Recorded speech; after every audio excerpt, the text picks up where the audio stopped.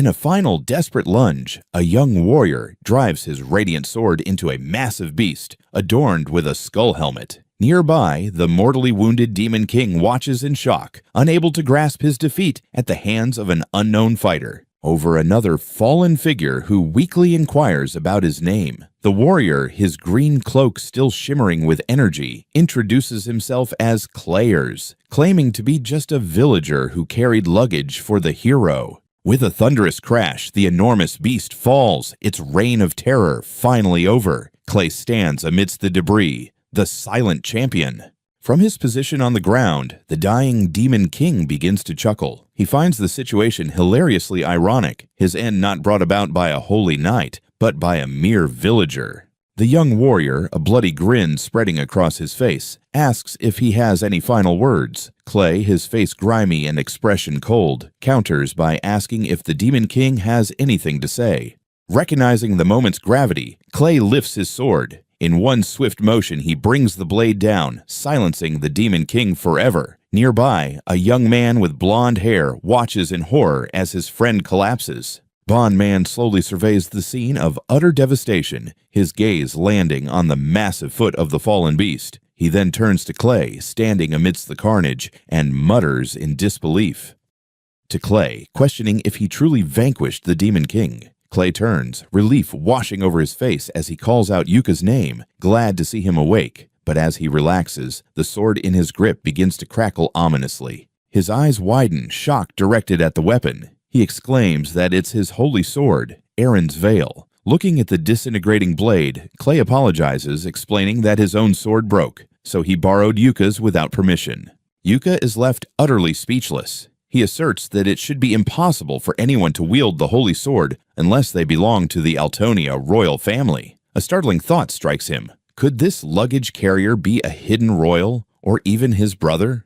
He attempted to return the holy sword, but as Clay reached for it, the blade flared with divine energy burning his hand. Clay yelped in pain, retracting his scorched fingers as Yuka looked on astonished. Gazing at the still glowing sword, Yuka murmured its name, Aaron's Veil. He concluded that its violent reaction must be a safeguard against the remnants of the Demon King's forces, affirming the weapon's unique purpose. Meanwhile, Clay tended to his throbbing hand, acknowledging the truth in Yuka's words. For a moment, pain forgotten, Clay's expression brightened. He reflected on their achievements. 3 of the 4 heavenly kings, the Demon King's top lieutenants, had already been defeated. Yuka's gaze turned distant as he continued his thought. He explained that the greatest threat among the Demon King's forces was the Demon King's own prowess. With him gone, the army was likely finished for good. That unique ability was known as Ruler of Demons, a power that enabled the Demon King to bolster and command a vast army of demonic creatures and monsters. Now, standing in the ruins of the Demon King's fortress, the weight of that truth settled in. With the Ruler of Demons gone and no successor in sight, their victory felt absolute. He listened in silence, his expression unreadable as he surveyed the desolate landscape. His companion, however, broke the somber atmosphere with a cheerful stretch. Yuka remarked that now that their quest to subdue the Demon King was complete, the conclusion felt somewhat anticlimactic. Clay shot back, reminding him of the harrowing ordeal that nearly cost him his life. He simply smiled, conceding the point. That's true, he said, before reminding Clay that he was, after all, the one who had defeated the Demon King. The direct praise left Clay flustered. His smile softened as a memory surfaced. He recalled advocating for Clay to join the royal party, despite his advisor's doubts. One woman had questioned the wisdom of bringing a mere villager on such a journey, and Yuka admitted he had his own reservations. Now he looked down at Clay, who knelt before him. He gazed at his companion and stated that, as expected, the prophecy was accurate. Yuka declared that Clayers was the true hero. Clay, his face dirty and worn, could only stammer in disbelief, questioning how it could possibly be someone like him. Ignoring his friend's shock, you could cheerfully suggest that upon their return to the kingdom, Clay would be celebrated as a hero and should start thinking about his speech. He added that they first needed to wake Laura and Tiritas. Flustered, Clay shouted back that he wasn't giving any speech. A few days after the Demon King's defeat, the party arrived at a magnificent castle. From a high balcony, Zalgodo, king of the Altonia kingdom, announced the arrival of his son. Yuka and his companions, praising their noble cause. Watching from the sidelines, Prime Minister G. Conrad smirked, expressing disbelief that they had actually managed to defeat the Demon King. Within the throne room, King Zalgodo proclaimed to the gathered crowd that fitting rewards must be given to everyone in the hero's party. Before him, the four companions knelt in reverence. As they knelt, G. Conrad leaned toward Clay, whispering that Lady Flora and Lord Tiritas must have been quite active. He insinuated that if the first prince, Yuka, were credited with the victory, the line of succession would be jeopardized. Clay's eyes widened in alarm. The Prime Minister's internal thoughts revealed his scheme. He considered it no issue, reasoning that since no one truly defeated the Demon King, the achievement simply needed to be attributed to someone other than Yuka. He could easily swap it for the accomplishments of his companions. Elsewhere, he admitted with a smile that he couldn't do anything as he was knocked unconscious almost immediately. Flora agreed, stating that unfortunately she was unable to assist at all in the battle against the Demon King. A knight in a white uniform knelt before the throne to deliver the official report. He began to announce the one who struck down the Demon King, a threat to all humanity. The king and prime minister listened, but their expressions quickly shifted from anticipation to utter disbelief. The knight's voice rang out, declaring that it was Lord Yuka. The announcement sent shockwaves through the entire court. Clay stared, completely bewildered, as the king, Jig, Flora, and Tiritas all reacted with stunned, disbelieving faces. He listened in disbelief as the knight continued his testimony. The man claimed he was terrified and hiding, but he certainly saw a lord destroy the Demon King. As proof, he pointed to the demon's corpse, adding that an examination would confirm it was slain by the holy sword Aaron's Veil, a weapon only those of royal blood can wield. Prince Yuka himself looked utterly bewildered by the account. This blatant falsehood caused Aintes Flora to erupt in fury. "What was that just now?" she shouted at the knight, demanding to know why he would tell such a lie when Yuka was the one who defeated the Demon King. She warned him that he couldn't take it back now, as it would contradict his majesty's word. Yuka quickly intervened, urging her to calm down and suggesting there must be a reason for it. As she fumed, Yuka turned to Clay with a strained laugh, telling him it was shameful to try and pin his own achievements on him. He admitted that the lie was bad and had made him worry, but he repeated that there must be a reason. Clay remained silent, his expression unreadable. The silence finally broke. Clay stated that considering Duke Conrad's actions, he believed it was better for the achievement of defeating the Demon King to be attributed to Yuka. Both Yuka and Flora reacted with surprise, the prince questioning the mention of the Duke's name. From a nearby seat, Sage Tiritas interjected with a knowing smile. He asked Clay what he meant, though it was clear he already understood. Tiritas correctly deduced that Yuka wasn't the true hero and that Clay had orchestrated this lie because he feared the truth would endanger the prince's position. He then began to explain the political landscape. The true power in the kingdom, he clarified, was Duke Conrad, with Clay merely at his beck and call. Currently, the first in line for succession was Yuka's elder brother, His Highness Altan. Continuing his analysis, Tiritas pointed out that with this great achievement now attached to his name, Yuka's chances of ascending the throne had increased dramatically, a development that would certainly not amuse Duke Conrad. He concluded his point directly, explaining to a shocked Yuka that if the report had honestly named Clay as the victor, the Duke would have been overjoyed. It would have been the perfect opportunity to undermine the prince and diminish his standing in the court. Clay then revealed his own motivations. He knew that if he took the credit, Duke Conrad would simply exploit the achievement for his own gain, letting it rot. However, in Yuka's hands, it becomes a powerful tool, a weapon to help him ascend the throne. With a gentle smile, Clay confessed his belief that if Yuka were to become king, he could create a country where everyone could live in peace. Hearing his noble intentions, Flora's anger dissipated. She declared that she understood and would say no more. Turning to Yuka, she acknowledged that he had been forcing himself to act for Clay's sake and pledged her full support. Yuka accepted, promising to do his best. He then looked at Clay, asking what he would do next. He began to explain that there was indeed something he had wanted to pursue for some time. Regarding his future, he declared his intention to pioneer the borderlands, a demonic land said to be the most perilous in the world. The declaration stunned his companions. Tiritas, his eyes wide with disbelief, echoed the word in a shout. Borderlands. Pressing Clay, he confirmed he understood the gravity of his choice, that the Borderlands are a frontier overrun by powerful demons. Tiritas then recounted an old law. Anyone who successfully pioneers that territory by their own effort is granted ownership of the land. It was a standing offer, he explained, because the kingdom had long since abandoned the dangerously undeveloped region. He gestured toward a map of the Altonia kingdom, emphasizing that despite the law's existence, no one had ever succeeded in the endeavor. From across the room, Clay calmly confirmed that the old rule was, in fact, still valid. With a smile, Clay downplayed the idea, saying it wasn't a grand plan. He explained his thought process. Famous individuals struggled to find peace within the kingdom, and he wished to create a place where everyone could relax. Flora realized his true aim was to secure his own territory. He added that his unique abilities were particularly well-suited for a challenging place like the Borderlands. Inside the castle, Clay's companions discussed his departure. Flora, with a resigned expression, stated that if he wanted to go, she wouldn't stop him. Yuka offered his support, promising to help even if Clay traveled to the Borderlands. Tiritas looked downcast, admitting that it would be lonely without him.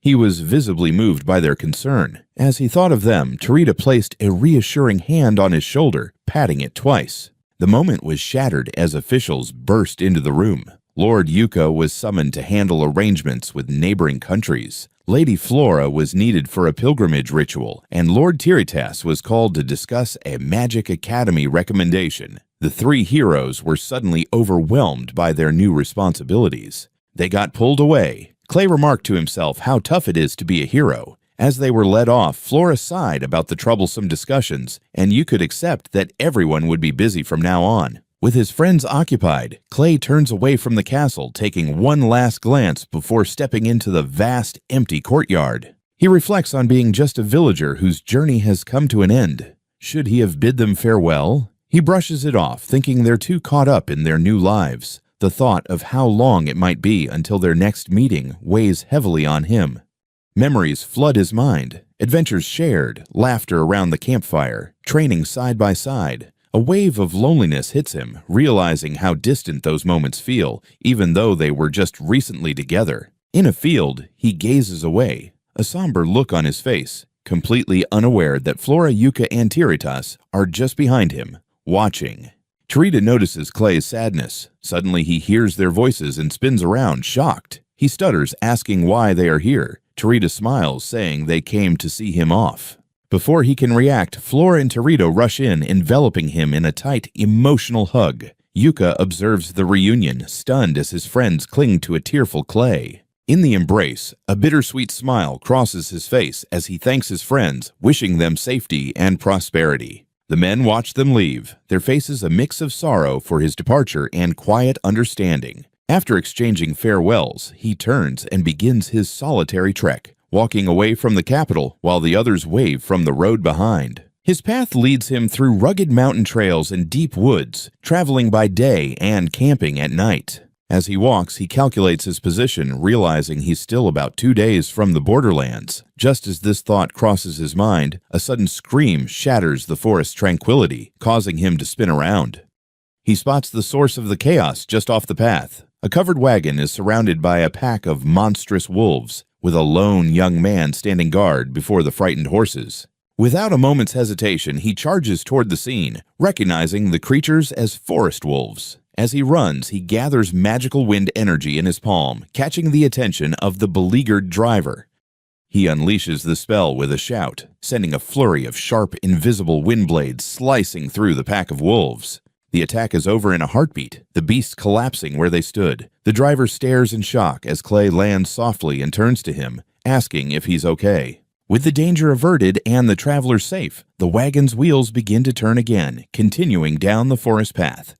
The horse-drawn wagon rumbles along a country road. The young driver expresses his heartfelt gratitude for the timely rescue, but Clay insists he's the one who's grateful for the chance to ride along. He introduces himself as Glance, a merchant from Imeru village. He then presents his daughter Rita, who politely thanks Clay for his help. As they travel, Glance explains they're returning from the capital after restocking supplies. He inquires why Clay is in such a remote area. Clay acknowledges he knows Emeru village, recognizing it as the closest settlement to the borderlands. He mentions he has business in the borderlands and asks Glance for information about the region. Both the merchant and his daughter react with surprise at his destination.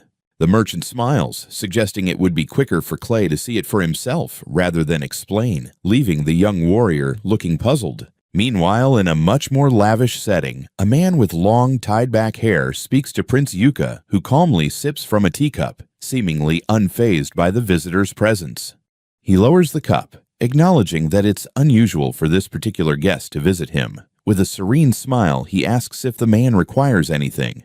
The visitor, Duke Conrad, steps forward. He claims to have come to extend his heartfelt congratulations on the defeat of the Demon King, remarking on how proud the prince must feel. He praises Yuka as the hero of salvation, but his tone shifts as he admits there's a concern. His jovial demeanor fades, replaced by a sharp, focused gaze as he prepares to voice his concern directly to the prince. He poses a startling question. Did Yuka truly defeat the Demon King? The prince's calm facade cracks into a tense smile as he asks why the duke would dare to question such a thing.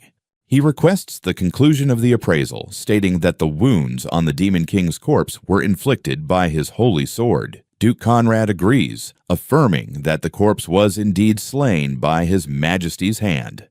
However, the duke's expression shifts to a confident smirk. He questions whether the body was genuinely that of the Demon King, adding that this is all he wishes to say on the matter. He turns away, elaborating on his doubt by stating that no one has ever seen the Demon King's face. He suggests that perhaps the prince simply killed an innocent traveler and is passing off the corpse as his great foe. Facing the prince again, the duke adopts a condescending tone. He claims not to doubt His Highness's accomplishments, but insists it would be wise to provide proof that he truly has the power to defeat the Demon King. The prince bristles at the demand, questioning how he could possibly prove it and if he's expected to conjure another Demon King. Duke Conrad calmly proposes a mock battle against 3 S-rank adventurers. He enthusiastically suggests making it a grand event for all the citizens to witness. Yuka considers this, recalling that S-rank adventurers are said to possess power enough to surpass an entire army, meaning defeating 3 should be a breeze for him. However, his internal thoughts reveal the truth. He knows a shameful defeat would ruin his reputation and frustratingly admits to himself that Conrad's deduction is spot on. He lacks the power to defeat the Demon King. The Duke, sensing his hesitation, says it's fine with him. The prince's resolve hardens. He declares that he inherited the mantle of a hero from a friend and will not be swayed by such a dull tactic. He firmly accepts the challenge. Far away, the journey concludes as Glance announces their arrival, telling Clay to see for himself. Clay's eyes widen in disbelief and shock at the sight before him. He stares at a massive, twisted mass of blackened, thorny vines and roots, a structure pulsating with dark, corrupting energy. He can only stammer, unable to comprehend what he has witnessed. He had traveled by wagon, following a simple dirt path that cut through an open field, bringing him to the edge of the unknown. The journey ended abruptly at the threshold of a dark, twisted forest. A bead of sweat trickles down his temple as he takes in the sight, a single disbelieving thought echoing in his mind. The borderlands. His initial shock gives way to a grim smile. The task is clear, pioneering these corrupted lands. A thrill of anticipation cuts through his unease as he realizes things are about to get interesting. Unbeknownst to him, a small, dark figure stands silently at the base of one of the gnarled trees. Clay arrives with his companions, observing the rustic buildings. He identifies their location as Emeru village, noting its closeness to the borderlands. As the sun sets, Glenn suggests that Clay wait until the next day to venture into the borderlands. He then asks if there's a place in the village where Clay could stay for about a month, but Clay seems to think there isn't one. Rita brightly offers her own home for him to stay in. Clay is taken aback, hesitating about staying with a girl his age, but she quickly insists he shouldn't worry about it. He looks to Glance for confirmation, questioning if he truly is okay with the arrangement. Glance reassures him that it's a way to repay him for saving them from the monsters. Flustered, Clay is left speechless as Rita looks on with hopeful anticipation. Under the twilight sky, he finally relents. agreeing to their offer but clarifying it will only be until he can establish a place of his own. The next morning, Clay awakens in a simple bed, rubbing the sleep from his eyes. After changing out of his travel cloak, he descends the stairs where Rita, already busy in the kitchen, turns at the sound of his approach. She greets him with a good morning and presents a bountiful breakfast, explaining it's another part of her gratitude. Clay is impressed by the spread. He tries one of the potatoes and is amazed by its fluffy texture and taste, which Rita attributes to them being freshly harvested. Confidently, he states that since she witnessed him in action, she must be aware of his skills. A brief image of him unleashing a powerful spell flashes through his mind. He acknowledges that his display was impressive, but Glenn adds that it was a kind of powerful magic he has never seen before. Glance asks if he possesses any amazing skill seeds. With a slight smile, he simply denies it. He informs the astonished duo that his only skill seeds are for appraisal and mimicry. The reader remembers that skill seeds are divine gifts of talent, identified at a church. Clay confirms her understanding is spot on.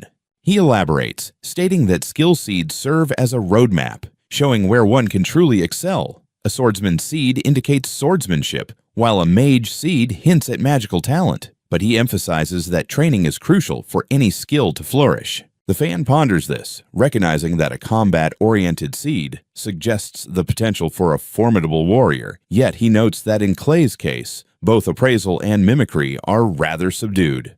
With a slight grin, he concedes that while possessing two seeds is uncommon, it doesn't guarantee greatness. He describes his skills as just marginally better at identifying objects and a tad quicker at imitation.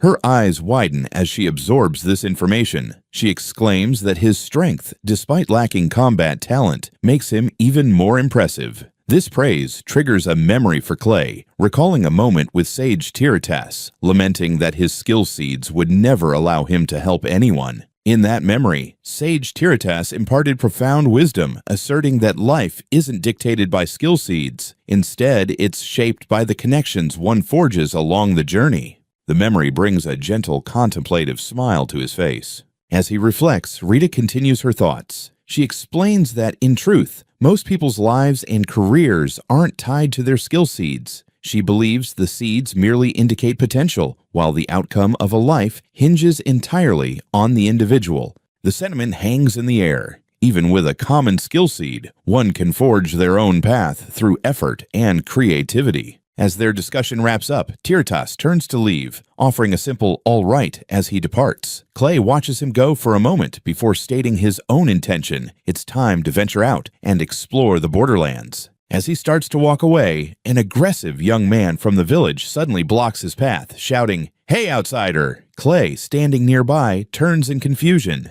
The young man disregards Tiritas and directs his hostility at Clay. He claims he doesn't know what tricks Clay has pulled, but even if Glanz and the others accepted him, the rest of the village, especially him, would not. He finishes with a shout that outsiders aren't welcome and Clay should just leave. He listens to the tirade, maintaining a neutral and contemplative expression. The villagers storm off, delivering one last warning. Watching them leave, Clay quietly acknowledges the depth of their hatred, realizing the man truly despises him. He understands their distrust. No one has ever dared to approach the borderlands before, so their reaction is only natural. Since he intends to live there, becoming their neighbor, he resolves to gradually bridge the gap between them. With that determination, he turns and strides away from the village, heading into the nearby forest. As he ventures deeper among the trees, he recalls Glanz's words about the herbs collected here being a source of income for the village. The area feels tranquil. He senses no monsters. It seems like an ordinary forest. And then, his thoughts are abruptly interrupted as he comes to a sudden stop. He surveys the barren landscape, noticing the plants near the border are shriveled and lifeless. The cause, he realizes, is an overwhelming density of ambient mana. The concentration is so high that anyone with low mana reserves could perish just by stepping into this area. Determined to assess its true strength, he takes a decisive step forward, crossing into the mana-saturated territory. As he enters, an immense oppressive force envelops him, the sheer weight of the mana pressing in from all directions. As he delves deeper, he feels the very air shift around him. This isn't just a stroll in the park, he thinks grimly. Suddenly, a sharp creak from a nearby tree catches his attention. His gaze sharpens immediately. Focusing his senses, he activates his appraisal skill to identify the hidden presence. The skill reveals its target, a goblin. In fact, more than one. The appraisal provides additional details, a B+ combat rating, low intelligence, and a notable trait for being highly agile. He had expected to encounter low-tier monsters in the Borderlands, but these goblins were clearly on a different level compared to their usual counterparts. Deciding they would serve as a good warm-up, he unsheaths his sword. The moment the blade is drawn, the entire goblin group turns to face him. He is taken aback. They sensed him even while he was actively suppressing his presence. With a unified, piercing shriek, the creatures charge at him. They are unnervingly fast, closing the distance in an instant. But their speed isn't enough. In a flash of steel, he cuts them all down with a single decisive strike. Even with their enhanced strength, he concludes that a goblin is still just a goblin. He stands among the fallen goblins, a solitary figure in the unnaturally pale forest, the air thick with a tangible energy. He examines the creature's corpse, noting that while it looks like an ordinary goblin, it moved with remarkable speed. He deduces this must be a unique trait of the monsters in the Borderlands. His eyes widen in realization as he gazes upon a peculiar, pulsating plant. The dense mana unique to this region, he understands, is what enhances the monster's power.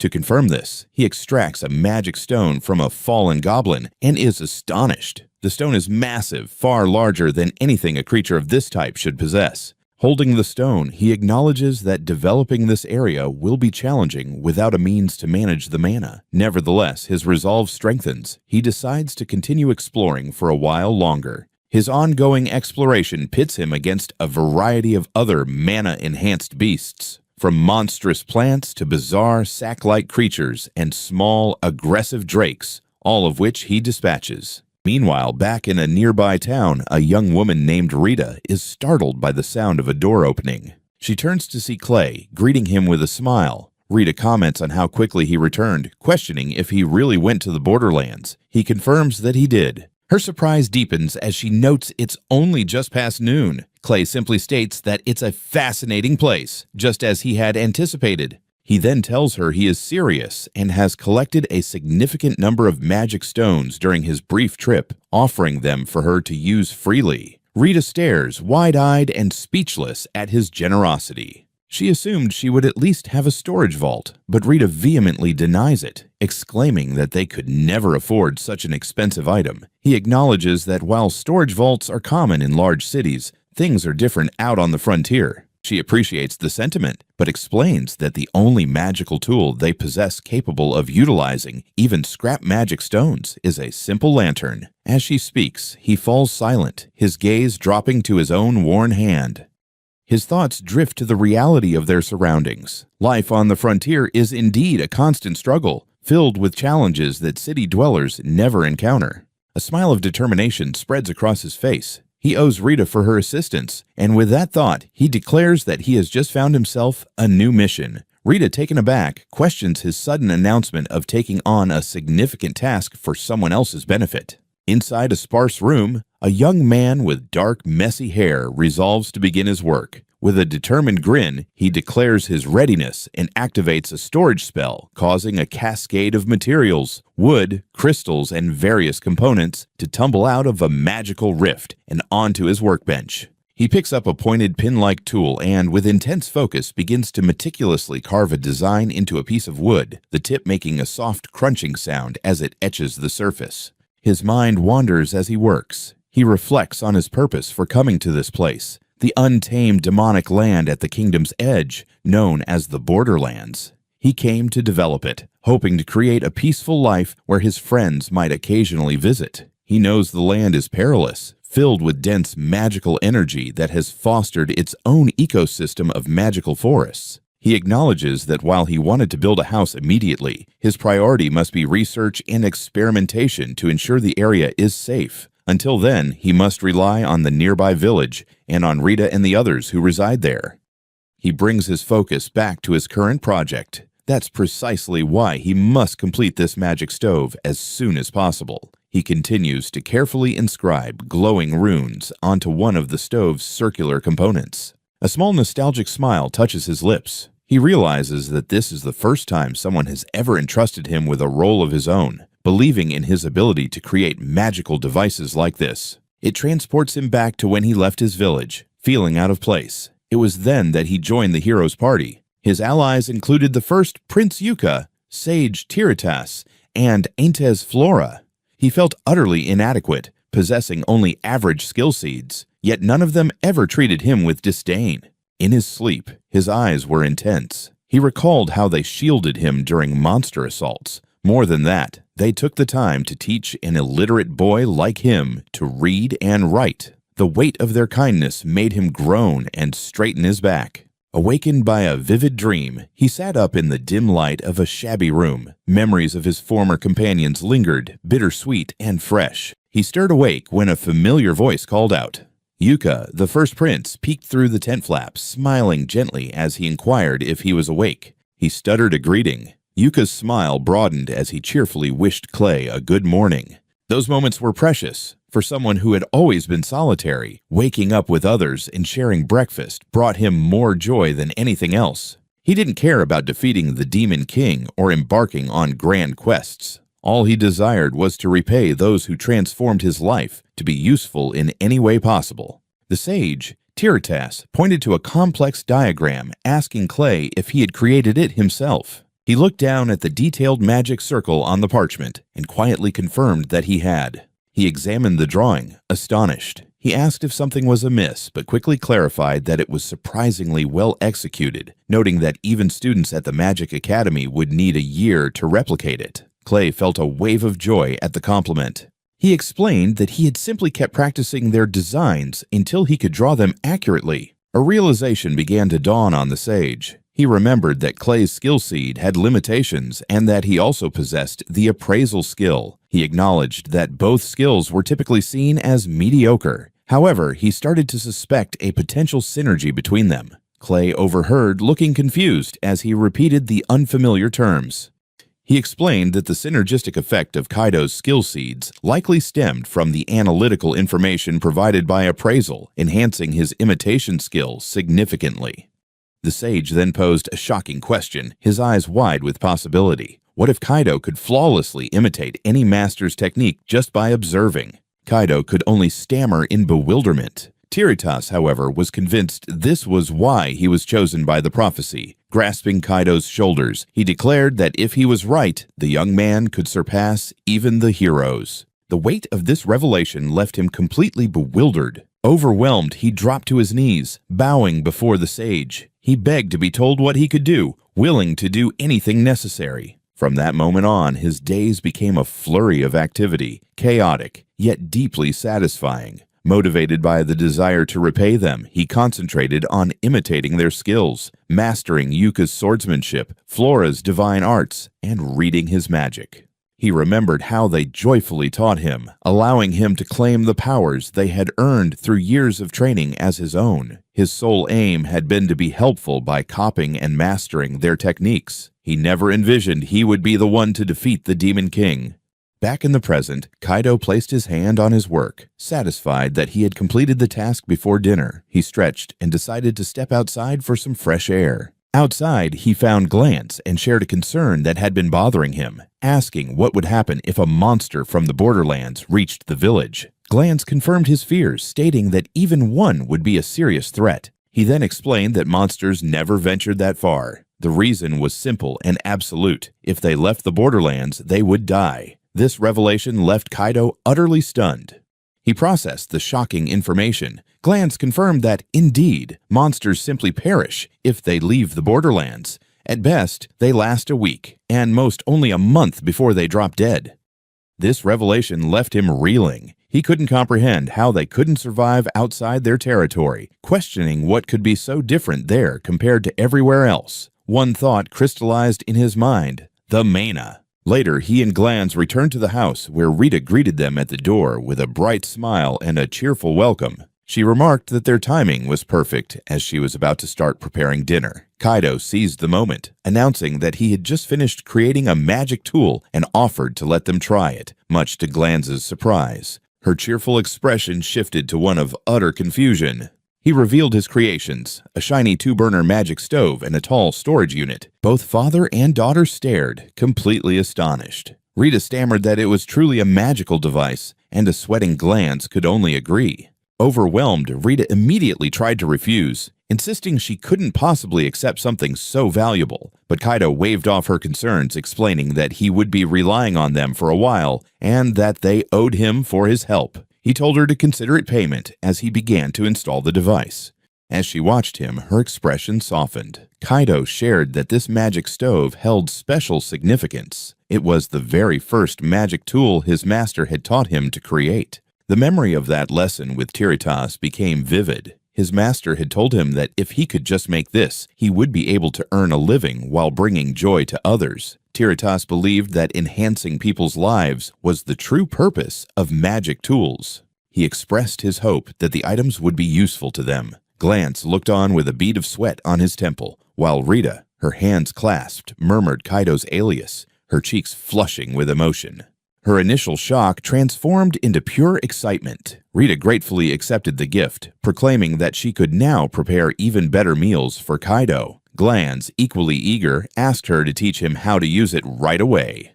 As she began to cook, Rita was amazed by the magic stove's capabilities. It ignited instantly, and she marveled at how easily she could control the flame. Kaido watched her, smiling, pleased that she enjoyed it. While she cooked, Glanz turned his attention to the storage unit, asking if it truly kept food fresh just by placing it inside. Kaido confirmed that it did, preserving even meat and fish for extended periods. Glanz admitted he had never seen one in person before, as the batter for their meals sizzled on the new stove. He recognized the food being prepared, pancakes. Rita confirmed his guess, explaining her reasoning. She knew how challenging it was to get the temperature just right for thick ones, which often ended up either burnt or undercooked, and had hoped this new magic stove would solve that issue. The result was a perfectly cooked, fluffy pancake resting on a plate. Glanz let out a cry of astonishment at the sight. He turned to Rita, praising her for mastering the new tools so quickly and calling her work impressive. She laughed bashfully at the compliment while Kaido looked on content. The impressive performance of the stove sparked a practical concern in Glanz's mind. He reasoned that such a high-end magical tool must require a large and expensive magic stone for fuel, worrying that they wouldn't be able to afford a replacement if it ran out. Kaido quickly dismissed his worries. Glanz pressed the issue, recalling that magic tools are typically luxury items because they require large, standardized magic stones. Kaido agreed that this is usually the case, but revealed a crucial detail. He had modified the stove to run on common junk stones. He added that it was currently powered by a simple magic stone from a Borderlands goblin, leaving Glanz speechless. He elaborated, stating that this was a special custom model that only he and his master could create, meaning not even royalty or nobles possessed such a thing. The weight of this revelation dawned on Glanz and Rita, who broke out in a cold sweat. Glanz stammered that this was far more than a luxury item. It was a priceless, groundbreaking invention. Hito and Rita stood before a 2-story house, their backs to the viewer. A collective cry of utter disbelief escaped them as they stared, stunned by the sunlight. Nearby, a group of villagers gossiped about the commotion. One man noted how lively Glanz's place had become recently. A woman added that the young man staying there, Kaido, was rumored to be their benefactor. One of the men, sporting a scar over his eye, had initially thought Kaido was a shady character, but now conceded that he seemed decent given how Glanz's family acted. However, another young man with a dark headband overheard this and seethed. He refused to be deceived, convinced it was an act, and internally vowed to expose Kaido for what he truly was. Clares made his way along a path cutting through the dense woods. Confronted by a young villager who stepped out from behind a tree demanding to know how Clares knew his name, Clares calmly revealed that he knew the boy was Kiza, explaining that Glanz had told him about Kiza's father being a member of the village guard. Kiza warned that they were at the Borderlands and advised him to turn back. Kiza retorted that it was his duty to keep an eye on strangers to protect the village. The guard remained unconvinced, believing that Glance had been fooled and was far too trusting. He was certain that Clairs had ulterior motives for being there. He realizes Clairs has doubts about him, but requests that he at least keep his watch within the village. He seems to think he understands the traveler's intentions. Furious, he accuses Clairs of wanting Rita, swearing he won't allow the stranger to touch her. Clairs, however, appears unfazed, quietly reflecting that this must be what youth looks like as Kiza continues to shout. Despite the accusations, he forges ahead, leaving Kiza to watch him vanish into the woods, questioning if he truly is heading toward the borderlands. The villager's unease stems from a memory of his father's stern warning, never enter that forest alone and always turn back immediately.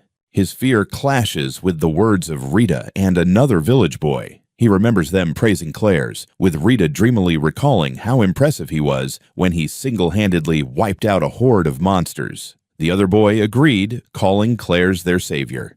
Flashes to the event itself, Clairs wielding orbs of crackling energy, unleashing fierce wind magic that effortlessly sliced through massive tree trunks like they were mere twigs. He worked with practiced precision. With a wave of his hand, he extracted moisture from the fallen trees using water magic, then leveled the uneven ground with earth magic. Finally, he used telekinesis to lift the prepared logs, assembling them mid-air. With a final solid thud, the structure stood complete. He stepped back, hands on his hips, admiring the simple yet sturdy wooden shelter he had built. Perched atop his creation, he felt a wave of satisfaction. With the trees cleared, sunlight poured in, making the area feel far less like the ominous borderlands. He pondered the oddity of the situation. If clearing trees and leveling ground was all it took, someone should have developed this land by now. It struck him as strange that despite the kingdom's centuries of effort, there was still no sign of human habitation. He suspected the reason lay in the dense mana and the formidable monsters it attracted. This was why a test run was essential. He planned to leave the structure overnight and see what transpired by morning, questioning whether the kingdom had simply given up, or if there was a deeper reason for the land's abandonment. Turning toward the village, he noticed a small crowd gathered. Their worried whispers reached his ears. The field was empty, and someone was missing. They speculated about when the person was last seen, wondering if they had fallen into a pond. As he watched, a muscular man with a scar over his eye turned and recognized him. The man, identified as Kiza's father, Aldsheim, looked shocked to see him. He explained that Kiza hadn't come home. He recounted the village rule. No one goes outside after sunset because the forest becomes perilous, with creatures from the borderlands emerging. Kiza had always adhered to that rule, but tonight he was missing. Play listened, concern etched on his face. He expressed a faint hope that Kiza had merely fallen asleep somewhere in the village.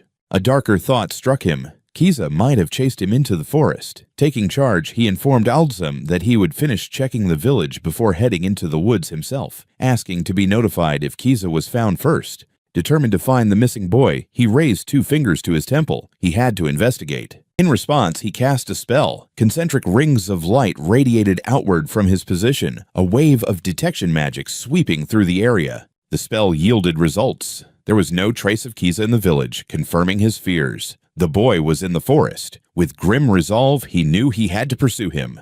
He broke into a sprint, plunging into the dark woods. He lamented that his detection magic only worked within a 2-kilometer radius, unlike Teredas' 5-kilometer range. To compensate, he decided to keep the spell active while running. Suddenly, his magic flared. He found Kiza 2 kilometers ahead. For now, he seemed okay. His relief was short-lived as the spell revealed a new presence, a giant monster right near Kiza. He pushed himself faster, shouting Kiza's name into the night, urging him to hold on. Unbeknownst to him, Kiza was huddled behind a rock, trembling in fear. The source of his terror was a colossal bear-like creature with a single horn on its snout. It loomed on a rise just before him, its immense size dwarfing the surrounding trees. The creature was a red grizzly, a monster from the borderlands. Kiza couldn't fathom why it had wandered so far. A wave of panic surged through him as he imagined his father or the other villagers encountering this beast while searching for him. He knew he had to escape and warn everyone to stay away from the forest. But just as he prepared to flee, the massive red grizzly simply lay down in the clearing. To Kiza's astonishment, the beast appeared to have fallen asleep. Seizing his chance, he realized this might be his only opportunity. With utmost caution, Kiza began to creep away from the slumbering monster. He created some distance, pausing to glance back with a relieved yet still terrified expression. The beast remained still, its deep breaths resonating softly through the trees. He lost his footing while trying to escape, crashing hard to the ground. A moment of panic flashed across his face as he recognized his blunder. As he sat stunned on the forest floor, Clay's voice pierced the air, calling his name. But it was too late. The red grizzly had awakened, its colossal, horned shadow looming over them both. The awakened beast wasted no time, swiping a massive claw that sent Kiza hurtling through the trees. Clay could only watch in horror, cursing his inability to intervene in time. Before he could move toward the fallen boy, two enormous spectral wolves emerged from the shadows and lunged at the beast. After dispatching the creatures, he rushed to Kiza's side. The boy was bleeding heavily from a deep gash across his torso. Clay reassured him that he would be safe now. But Keyes, questioning why a stranger would come for him, laughed weakly, believing there was no way he could survive such an injury. Lying on the forest floor under the moonlight, Kiza reflected on his actions. He realized he wasn't the victim. He was the fool who broke the rules for a foolish reason and brought this fate upon himself. His thoughts drifted to a memory of Clay and Rita. He recalled his confusion, wondering why someone strong enough to make a name for himself in the royal capital would bother coming to their remote village. He remembered the bitter jealousy that clouded his vision. Clay already had everything he ever desired, and yet he felt that Clay was even taking Rita away from him. The memory faded as Clay placed a hand over the grievous wound. A brilliant light erupted as he invoked a powerful spell, X-Heal, pleading with divine power to mend the boy's injuries. The light receded, and Kiza sat up, staring down at his chest. The fatal wound had vanished, leaving only his torn, blood-soaked tunic. He gazed in utter disbelief, unable to grasp what had just occurred. He stared at his completely healed body, sweat trickling down his brow. He exclaimed that the healing was incredible, that he truly believed he was going to die. Clay calmly asked if the pain was gone, adding that it was fortunate he survived. Still agitated, he retorted that survival wasn't the point. Sitting up, he looked at Clay with a mix of confusion and shame, asking why he would go to such lengths for someone who didn't even like him. Clay simply smiled, dismissing the past animosity as trivial, just a bit of cute jealousy. He continued, pointing out that he was the older one between them anyway. He urged Kiza to get up, reminding him that everyone was worried and they could talk later. As they approached the village, two residents spotted them, their expressions filled with alarm. The village, carrying an exhausted Kiza on his back. The villagers rushed toward them, relieved to see them safe. Kiza spotted his father in the crowd and called out to him. Instead of a warm welcome, Key's father struck him across the head, angrily berating him for his foolishness. He demanded to know why Keyes had ventured into the forest alone when he had been explicitly forbidden. Clay watched the violent outburst, completely taken aback. After his anger subsided, the man turned to Clay, his expression shifting to one of deep gratitude. He sincerely thanked him, stating that his son was alive only because of Clay's intervention. Clay humbly replied that he was just glad to help. He quickly interjected, proudly telling his father and the gathered villagers that Clay had defeated a stray red grizzly. The news caused a stir. His father reacted with disbelief, questioning how that was possible when even veteran adventurer parties from the borderlands struggled against such beasts. As proof, Clay held up an enormous dark magic stone. Kiza asked if it had come from the grizzly, and Clay confirmed it. The villagers gasped in amazement, one noting they had never seen a magic stone of that size before. He listened as Keyes' father explained the seriousness of the situation. Whenever a stray monster from the borderlands appeared, the entire forest was locked down. All hunting and gathering ceased until the beast was slain. The man emphasized that what Clay had done was a tremendous help to them all. He maintained a serious tone before breaking into a booming laugh as he pulled Clay into a one-armed embrace. He announced to the village that they would throw a feast that night in honor of both Clay and Kiza, making it home safely, declaring with a wide grin that this time Clay had taken care of everything. As the village celebrated, a different scene unfolded far away. Deep within the cold, stone corridors beneath the royal castle, another plan was being set into motion. Alone, a cloaked figure descended a flight of stone stairs, their soft footsteps echoing in the silence. The figure moved deeper into the shadowy, arched corridor, their voice a soft whisper in the darkness, confirming this was the spot they had seen. Reaching the end of the hallway, they halted before a massive chain figure, the remains of the Demon King. The visitor noted the overwhelming aura that still clung to the corpse. With a hand extended toward the fallen monarch, the figure made a grave promise. They would ensure the king's desires were met, their true mission clear, to exact vengeance on the cursed hero. As this vow echoed in the shadows, the royal faction began to stir. Inside a lively village hall, laughter and the clinking of mugs filled the air. Villagers gathered around long tables, relishing a hearty feast. Among them, the village chief made his first appearance. In the midst of the celebration, Kiza approached Clay, accompanied by the village chief. The chief wanted a word with him, while Kiza's father, Bo, wished to personally thank Clay for saving his son. Clay, however, insisted he should be the one expressing gratitude for being welcomed. He smiled warmly at the chief, offering assistance with anything they might require. Kiza stood quietly by, a small cut still visible on his cheek from the earlier skirmish. Suddenly, a villager startled Clay by bowing deeply, his voice brimming with heartfelt appreciation. He admitted that he had only survived the encounter due to Clay's timely intervention. Clay noted the dramatic shift in the villager's demeanor. He continued, sharing that it had always been his dream to become an adventurer, yet he lacked the strength and connections to leave the village. Seeing an outsider like Clay made him feel a pang of jealousy. With a face full of shame, Kiza confessed how poorly he had treated Clay. He stumbled over his words, clearly embarrassed by his past behavior, while Clay listened attentively. The earlier harassment transformed into a desperate, heartfelt plea. Clenching his fists, Kiza shouted, begging Clay to teach him how to fight, calling him Big Bro. The unexpected request, especially the title, left Clay utterly speechless. His eyes widened in surprise. Nearby, Yuka observed the scene with a calm, knowing smile. The initial shock faded, replaced by a thoughtful, almost mischievous grin. It seemed a decision had been reached. Now it was his turn to respond. As the villagers dined together beneath the evening sky, you could ask Clay if he had taken Kiza on as a pupil. Sitting with Kiza and Rita, Clay clarified that he would only train the boy when he had free time. He explained to a concerned Rita that there were lessons Kiza couldn't learn if he remained in the village forever. Although she questioned his availability, he assured her he would teach the boy what he could, within reason.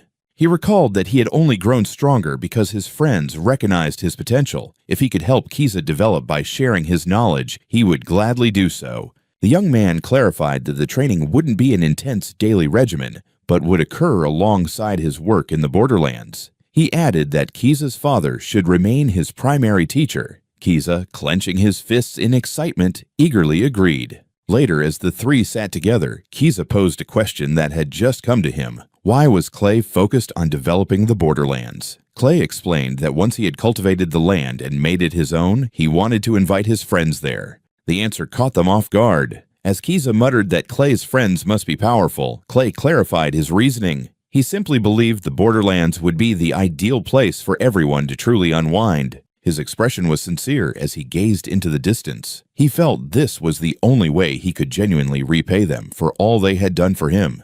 Moved by his determination, Kiza declared that he was now eager to meet Clay's friends. Rita chuckled, telling him he would definitely be in for a surprise, as Clay's companions were something else entirely. The following day, deep within the borderlands, the forest was thick with ancient trees. He walked through the underbrush, intending to check on the area he had cleared the previous day. He halted abruptly, bewildered to find a dense wall of massive trees where his clearing should be. He wondered if he had taken a wrong turn, but he was certain this was the exact location. He stared in disbelief at the enormous trees that had regrown overnight, even swallowing the pavilion he had constructed. It became evident why everyone had abandoned the idea of developing this place. There was no natural explanation for this occurrence. He suspected something else was at play. Kneeling down, he touched the ground, confirming his theory. It wasn't just the mana in the air, the soil itself was saturated with an overwhelming amount of energy fueling the rampant growth. He pondered how to even begin addressing such a daunting phenomenon.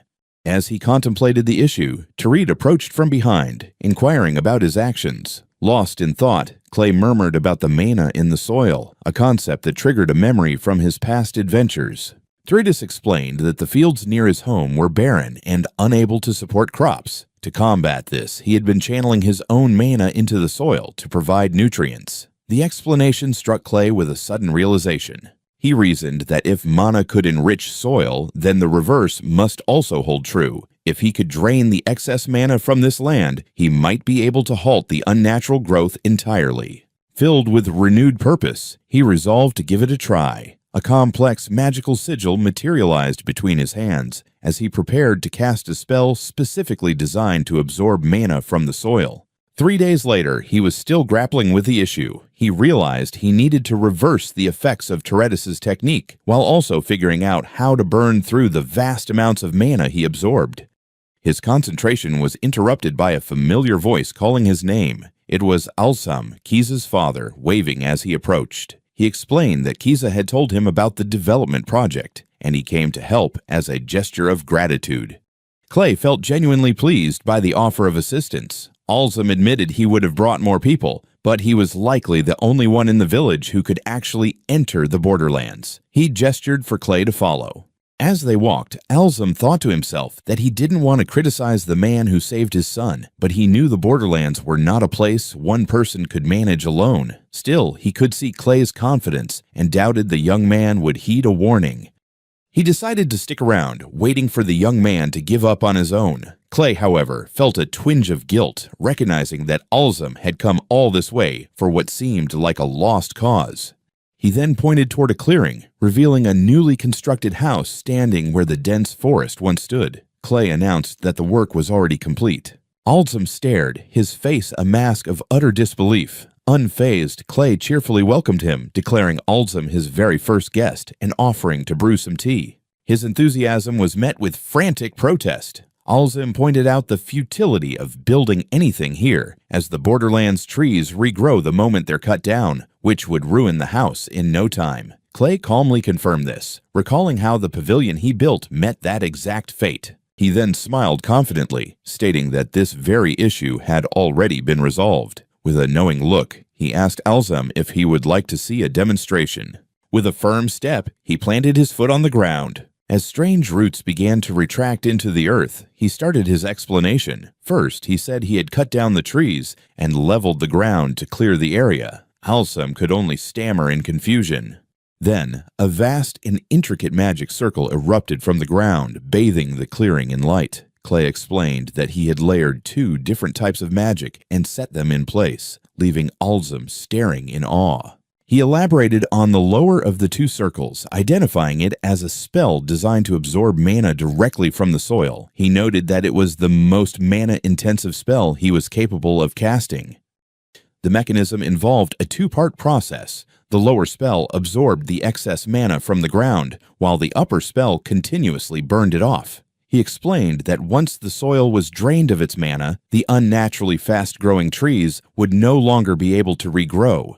He clarified that this was the basic concept behind the setup. Now, all that remained was to activate the spell. With his hand outstretched over the glowing runes, a soft light began to emanate from the ground.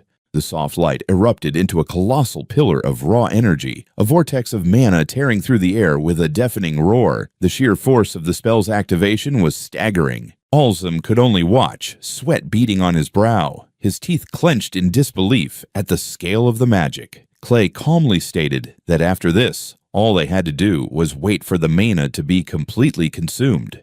Once the process was finished, the land was left barren and unearthed. Clay explained that he had monitored the area for a few days to ensure no new trees sprouted. Only then did he build his house on that cleared land. He looked from the cleared land to the house, a smile spreading across his face. Alsam remarked on how insane it was that Clay had brute-forced his way through the biggest obstacle. Clay, pleased, invited him for a proper housewarming with drinks next time, adding that he was quite proud of the interior. Unbeknownst to them, a small, dark figure watched from the depths of the woods. Alsam's smile faded, his expression hardening as he sensed something was off. His gaze shot toward the dark tree line, a sudden tension filling the air. Clay noticed the shift and turned to look as well. He saw the concern etched on Alsam's face and offered a reassuring smile, calmly calling his name. He disclosed that he sensed something observing them. It had lingered for a week, but since it remained inactive, he chose to ignore it. Alsam stayed quiet, absorbing this revelation. Placing a hand on Alzum's shoulder, he aimed to alleviate his friend's anxiety. Still cautious, Alzum questioned whether it was genuinely safe. Clay assured him it was, adding another reason for his certainty. As he elaborated, the wood's true essence became clear. They weren't merely trees. They were the massive, fossilized remains of a gigantic creature, its skeletal structure forming a formidable barrier around the clearing. Before Alzum, he stood shrouded in shadow, emanating a heavy pressure that made the other man break into a cold sweat. Fear twisted his features. His demeanor shifted to unsettling confidence as he proclaimed that if danger arose, he would confront it alone. Alzum could only manage a strained chuckle, acknowledging Clay's intimidating presence. As their discussion wrapped up, the hidden watcher clicked their tongue in annoyance and swiftly retreated through the thick underbrush. Bounding through the trees, the shadowy figure's mind raced, fixated on one question: who is that human? The figure reached a grim conclusion. If this human posed a threat to their domain, they would have no choice but to engage. Meanwhile, in another place, Trades was addressing a security issue. He pointed out that the castle's underground housed magical artifacts, making a potential break-in a serious worry. Laura entered the discussion, her expression serious, as she quickly deduced that Trades was concerned about the Demon King's remains. She questioned the significance of the body, assuming it was just a lifeless shell devoid of magic. Tarita corrected her, explaining that the body remained intact due to a time-freezing spell, and a thief might still find something of value. A wicked grin spread across his face. He declared he would rather incinerate the corpse himself than allow anyone else to exploit it. He added that raising this issue could lead Conrad to doubt Yuka's achievements, hinting at a cover-up. Flora listened, clearly irritated. Her irritation shifted to fatigue. Flora lamented that after vanquishing the Demon King, they were now facing conflict among humans. She felt like a political pawn for the church, which was pressuring her to marry Yuka. Tiritas grimly noted that world peace only meant the end of the war with demons. He stated that humans could never truly escape conflict, as it was a perpetual cycle in their history. Despite the serious political talk, Flora's mind wandered. With a wistful, slightly flushed look, she admitted to herself how much she yearned to see him. She whispered his name, Clay. In the background, he stood by a doorway, his expression unreadable. In a clearing, Claire watched as Kiza took a ready stance, sword drawn, gearing up for another training session. The villager lunged forward, swinging his blade with newfound speed and precision, the air crackling with the force of his strike. He smiled, noting that Kiza was finally getting the hang of it. Sweating, Kiza agreed, but expressed frustration over how long it took him to master the technique. His expression shifted to urgency as he grabbed Clay, inquiring if it was true that he was leaving Glanz's home for the borderlands. He begged Clay to stay in the village a bit longer, but Clay seemed reluctant to agree.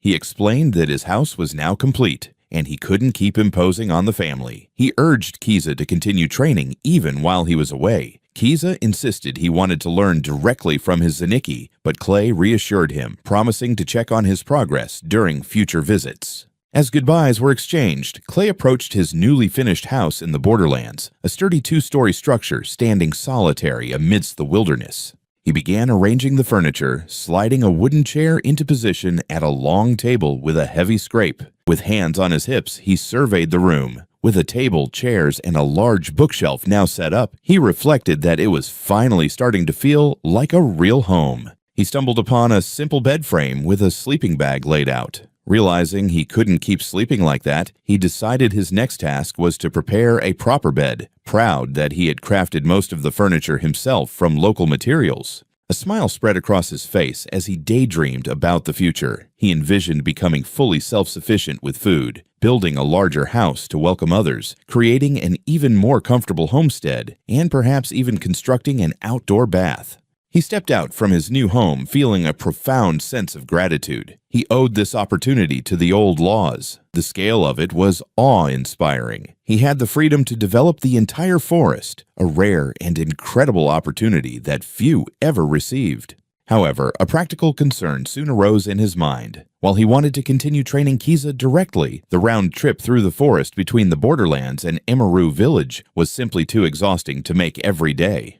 He continued to contemplate the issue. If only there were a safe route through the forest, it would make traveling back and forth so much easier. Kisette could even visit him on her own then. A bold idea formed in his mind. Perhaps he should just construct one himself. A proper road. With renewed purpose, he donned his cloak and set out. He was already planning to speak with a merchant about bedding and crop seeds, so he might as well inquire about everything at once. Over a meal with him, he explained his ambitious project to the merchant and Rita. The merchant listened, amusement dancing in his eyes. A road through the forest. Glans repeated, noting that Clay certainly had the wildest ideas. He earnestly detailed his plan to clear part of the forest and build a paved road straight from the village to the borderlands. However, he acknowledged a potential hurdle. The forest was vital for the people of Emerald. He elaborated, stating that the villagers depended on it for hunting and gathering, which is why he couldn't just tamper with it alone and wanted to discuss it first. Glans considered this and replied that he thought it was a good idea. Personally, he didn't see an issue as long as the village chief approved. The fans then encouraged him to approach the chief the very next day. He added with a smile that Rita had been a bit lonely lately, and he was sure she'd be happier if she could visit more easily. Rita, sitting beside him, let out a flustered cry at her father's words. He turned to Rita, seeking confirmation about something he had heard. She became flustered, stammering as she struggled to find the right words. She quietly confirmed that it was true. With a blush, she admitted that ever since he arrived, life had become more vibrant and enjoyable. Clay was taken aback by her confession. Her eyes glistened with hopeful emotion. She clasped her hands together and asked if, once the road was finally built, she might be able to come and visit him.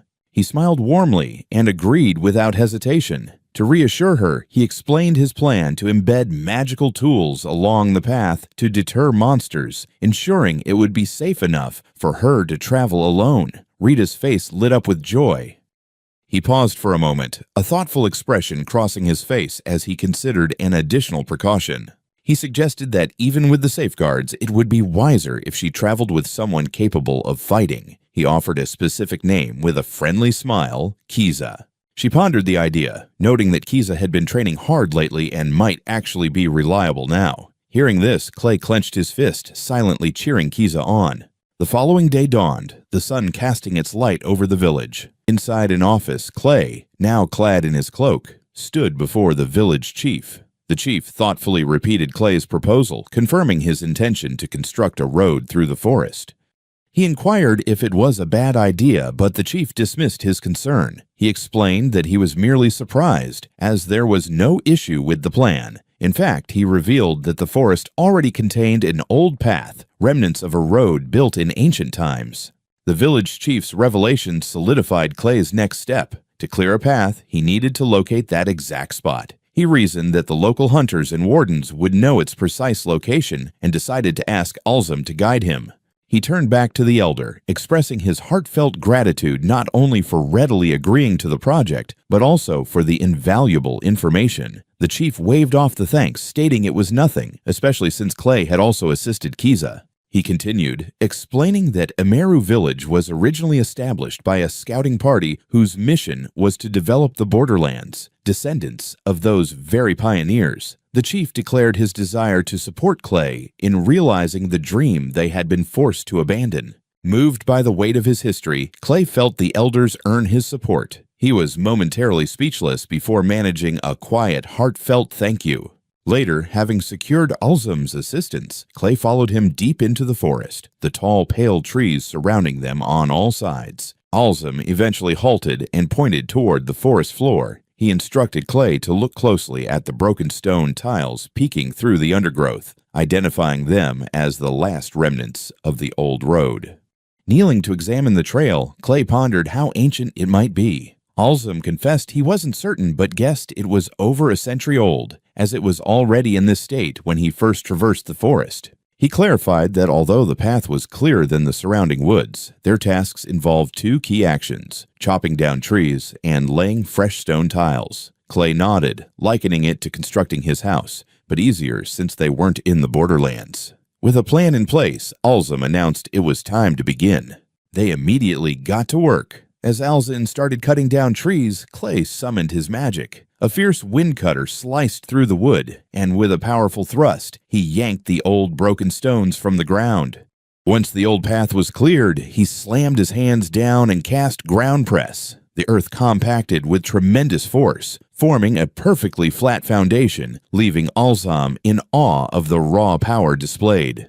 He inspected the newly cleared path, deciding to wait until the entire route was free before laying the stone tiles. Alzam, nearby, was already impressed, commenting that the path was good enough to be a proper road as it stood.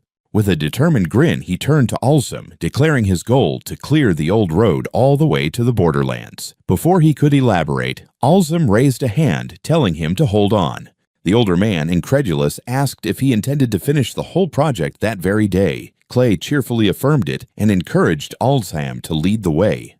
A short time later, a flawlessly paved stone road lay before Alzam, shimmering under the sky. He stood in stunned silence, staring at the completed path that now linked the forest to the distant village. He couldn't fathom that Clay had actually accomplished the entire task. Clay apologized for keeping him out so late, but Alzam waved it off, saying it was worth it just to witness something so remarkable. Alzam remarked that with the new road, his son Kiza, who had been eager to visit, could now come on his own. Clay agreed, adding that it would also make teaching him much easier. His demeanor shifted to serious. Before anything else, he had a question for Clay. He explained that Kiza's solo training was yielding results, as his movements had sharpened and he was progressing faster than anticipated. Alzam was close to promoting him to the next training level. He then asked directly if Clay had ever assessed Key's skill set. Alisman echoed the term, unfamiliar with it. Clay clarified that if Kiza truly aspired to be an adventurer, he should at least be aware of his talents to avoid missing out on opportunities throughout his life. Alisman admitted he didn't think anyone in the village had ever checked. The young man reflected that he hadn't discovered his own skill seed until he met his companions. Alzam elaborated on the challenges faced by those in the remote borderlands, explaining that skill seeds could only be checked with magical tools at a church. The nearest one was in the royal capital, a journey that was both arduous and costly. He then suggested an alternative, asking Alzam if it would be acceptable for him to check his skill seed. Alzam, looking puzzled, replied that he wouldn't mind, but was clearly confused about how that would be feasible. Alzam immediately inquired if this meant Clay intended to take Keza all the way to the capital. Clay quickly dismissed the notion, stating that was not his plan at all. Instead, he revealed his true intention with a confident grin. He was going to create a magic tool to check skill seeds himself. The announcement left Alzam utterly speechless and wide-eyed in shock. He elaborated, acknowledging that while skill seed checkers are technically restricted to the church, the method to create them is a state secret. Importantly, his master knew how to make one, and thus, so did he. Alzam, looking completely exhausted, stated that he wouldn't even react to such astonishing claims anymore. He asked if there was anything Clay couldn't do, then correctly guessed that the magic tool would be ready by the next day. He then extended the offer to Alzam, asking if he would like his own skill seed checked as well. Clay added that if anyone else in the village was interested, he would check all of them together. Alzam readily agreed. As Alzam turned to leave, saying he needed to hurry back and ask around before curfew, Clay called out for him to wait a moment. He raised his hand, and in an instant, the dark forest path ahead of them was illuminated by countless magical, sparkling lights, casting a gentle glow on the trees and the road. Clay explained that even with a newly constructed road, it was still perilous to walk through the dark forest. The lights would guarantee a safe return for Alzam. Alzam, though impressed and thankful, found the display a bit too romantic for a simple stroll through the woods, jokingly asking if Clay was trying to charm him. In response, Clay smiled and offered to escort him all the way home. He listened as Alzam, walking beside him, voiced the thoughts that had clearly been weighing on him. Alzam recounted Clay's recent accomplishments, clearing an entire road in a day, casually wielding powerful magic, and now offering to create a skill seed checker. The question lingered in the air, sharp and direct. Alzam pressed further, his gaze fixed on Clay, demanding to know his true identity. He offered a simple, disarming smile. He claimed to be just an ordinary villager, someone who came to the borderlands pursuing a dream of developing the region. Yet, behind this humble facade, images of his past flashed. a lone figure standing defiantly before the monstrous beast general and the formidable demon king. The next day, a buzz of excitement filled the village atmosphere. Standing with a pleased Alzum and a curious Rita, Clay gazed at the gathering crowd, a hint of surprise on his face. He admitted that he had only asked them to gather anyone who was interested. His surprise turned to shock as he took in the full scene.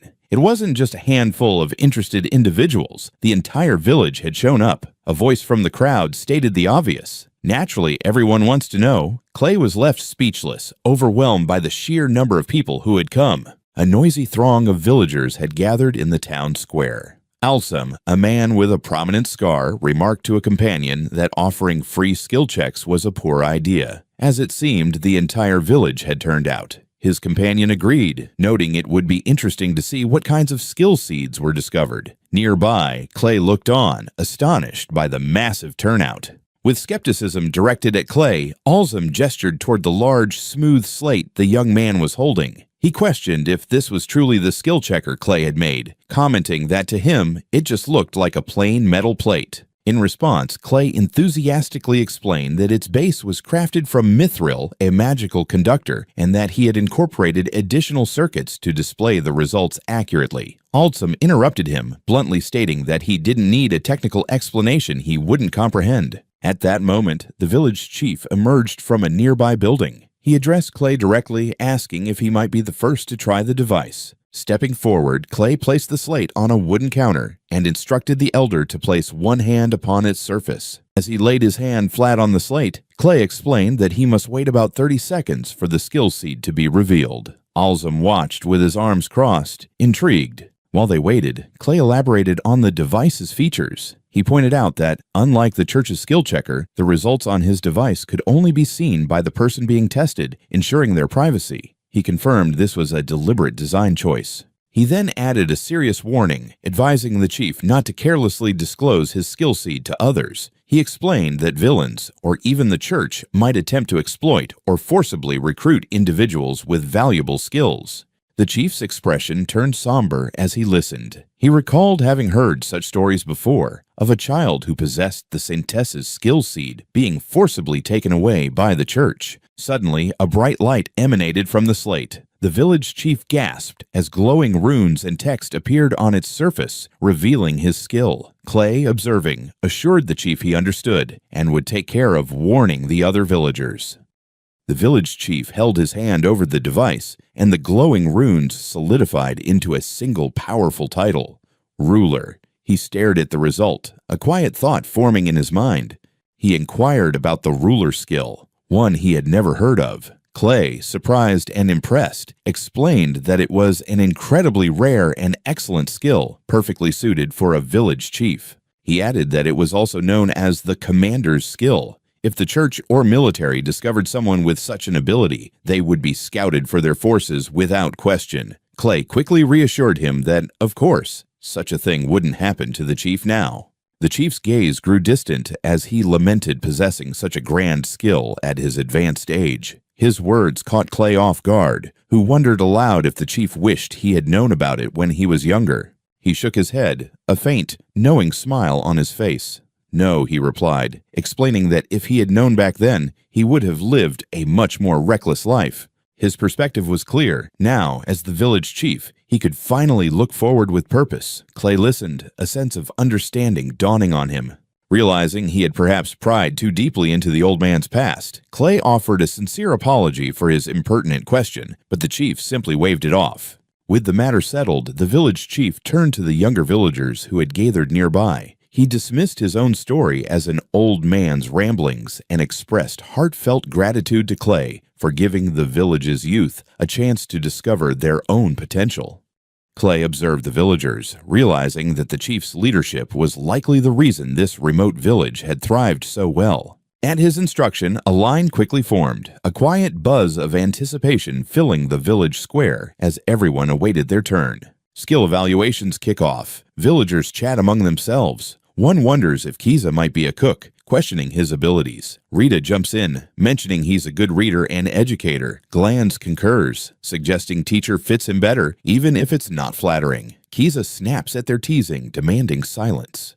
Thus, Glance's assessment wraps up. Clay reads the glowing seed's result. Negotiator. He comments that it's a suitable skill, given Glance's persuasive nature. He muses that if Glance joined the army, such a talent would be in high demand. Alzum reveals his skill seed. The result appears. Guardian Warrior. He stares at the glowing letters, his face betraying nothing. He turns to Clay, asking if he understands what the skill means. Clay, sweating, admits he forgot to provide a proper explanation in his rush to check everyone's seeds. He clarifies that Guardian Warrior is a solid skill seed. He anticipated a combat skill due to Alzum's adventuring history, but this is promising. He explains it pairs well with defensive skills like fighting spirit and even sorcery. Then looks at Clay, questioning the idea of using sorcery with a grimace. Then he grins, noting that for someone who protects others, Guardian Warrior is surprisingly apt. Clay watches, a small smile forming as he absorbs the man's good-natured response.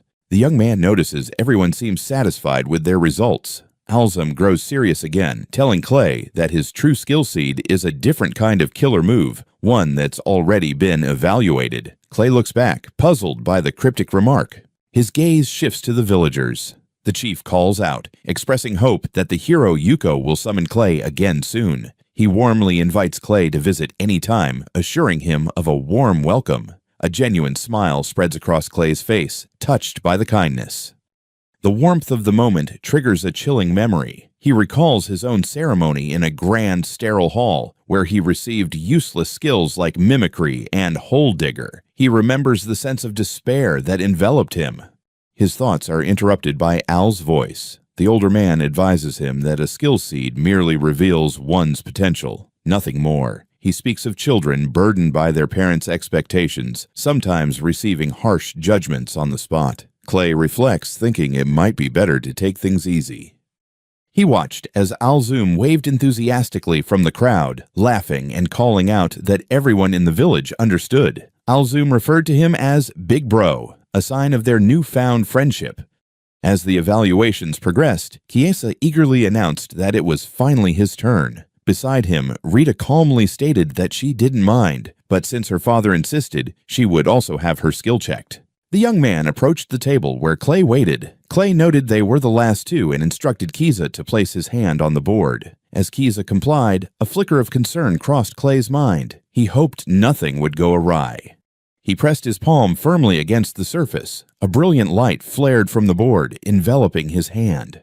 Results appeared before them. For Chiesa, the words read Magic Swordsman. For Rita, High-Ranked Magic Toolmaster. Both stared in stunned silence. Breaking the silence, Chiesa asked what a magic swordsman even was, questioning if it was a good skill. Rita added that she had never crafted a magic tool in her life. Chiesa then turned to Clay, demanding to know what his skill seed meant. Eyes wide with shock, Clay struggled to find words before confirming that Chiesa's magic swordsman was a high-rank skill seed. The revelation left him momentarily speechless. Regaining his composure, he began to explain. A magic swordsman, he detailed, is a composite skill formed from the fusion of swordsman and sorcerer. He clarified that both base skills have advanced forms, great swordsman and great sorcerer, which are also considered high-rank skills. He continued, revealing that magic swordsman was a composite of those even higher forms, great swordsman and great sorcerer. Clay admitted it was the first time he had encountered such a skill. He beamed, fist clenched in triumph. Though he confessed he didn't fully grasp it, he was thrilled to know his skill was extraordinary. Watching him, Clay felt relief, thinking it was fortunate he had checked. He resolved it was time to reveal the truth to Chiesa. He began by explaining the immense potential within Chiesa's skill. If a magic swordsman knight appeared in the capital, it would create a significant stir. It's a super rare skill seed, one that could lead to becoming a knight captain.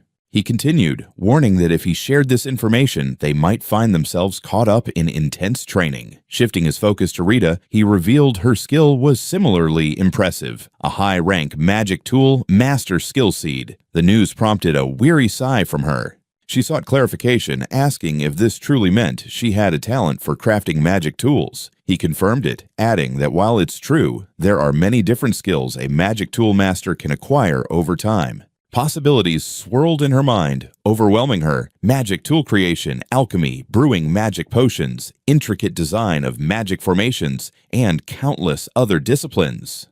She then suggested a practical way to start, proposing she could create magic tools for Glands to sell. Rita seemed hesitant, admitting she didn't yet have a clear sense of this newfound potential. In response to her uncertainty, he offered to teach her the basics himself, revealing he was also capable of magic tool creation. His unexpected offer left her surprised and speechless.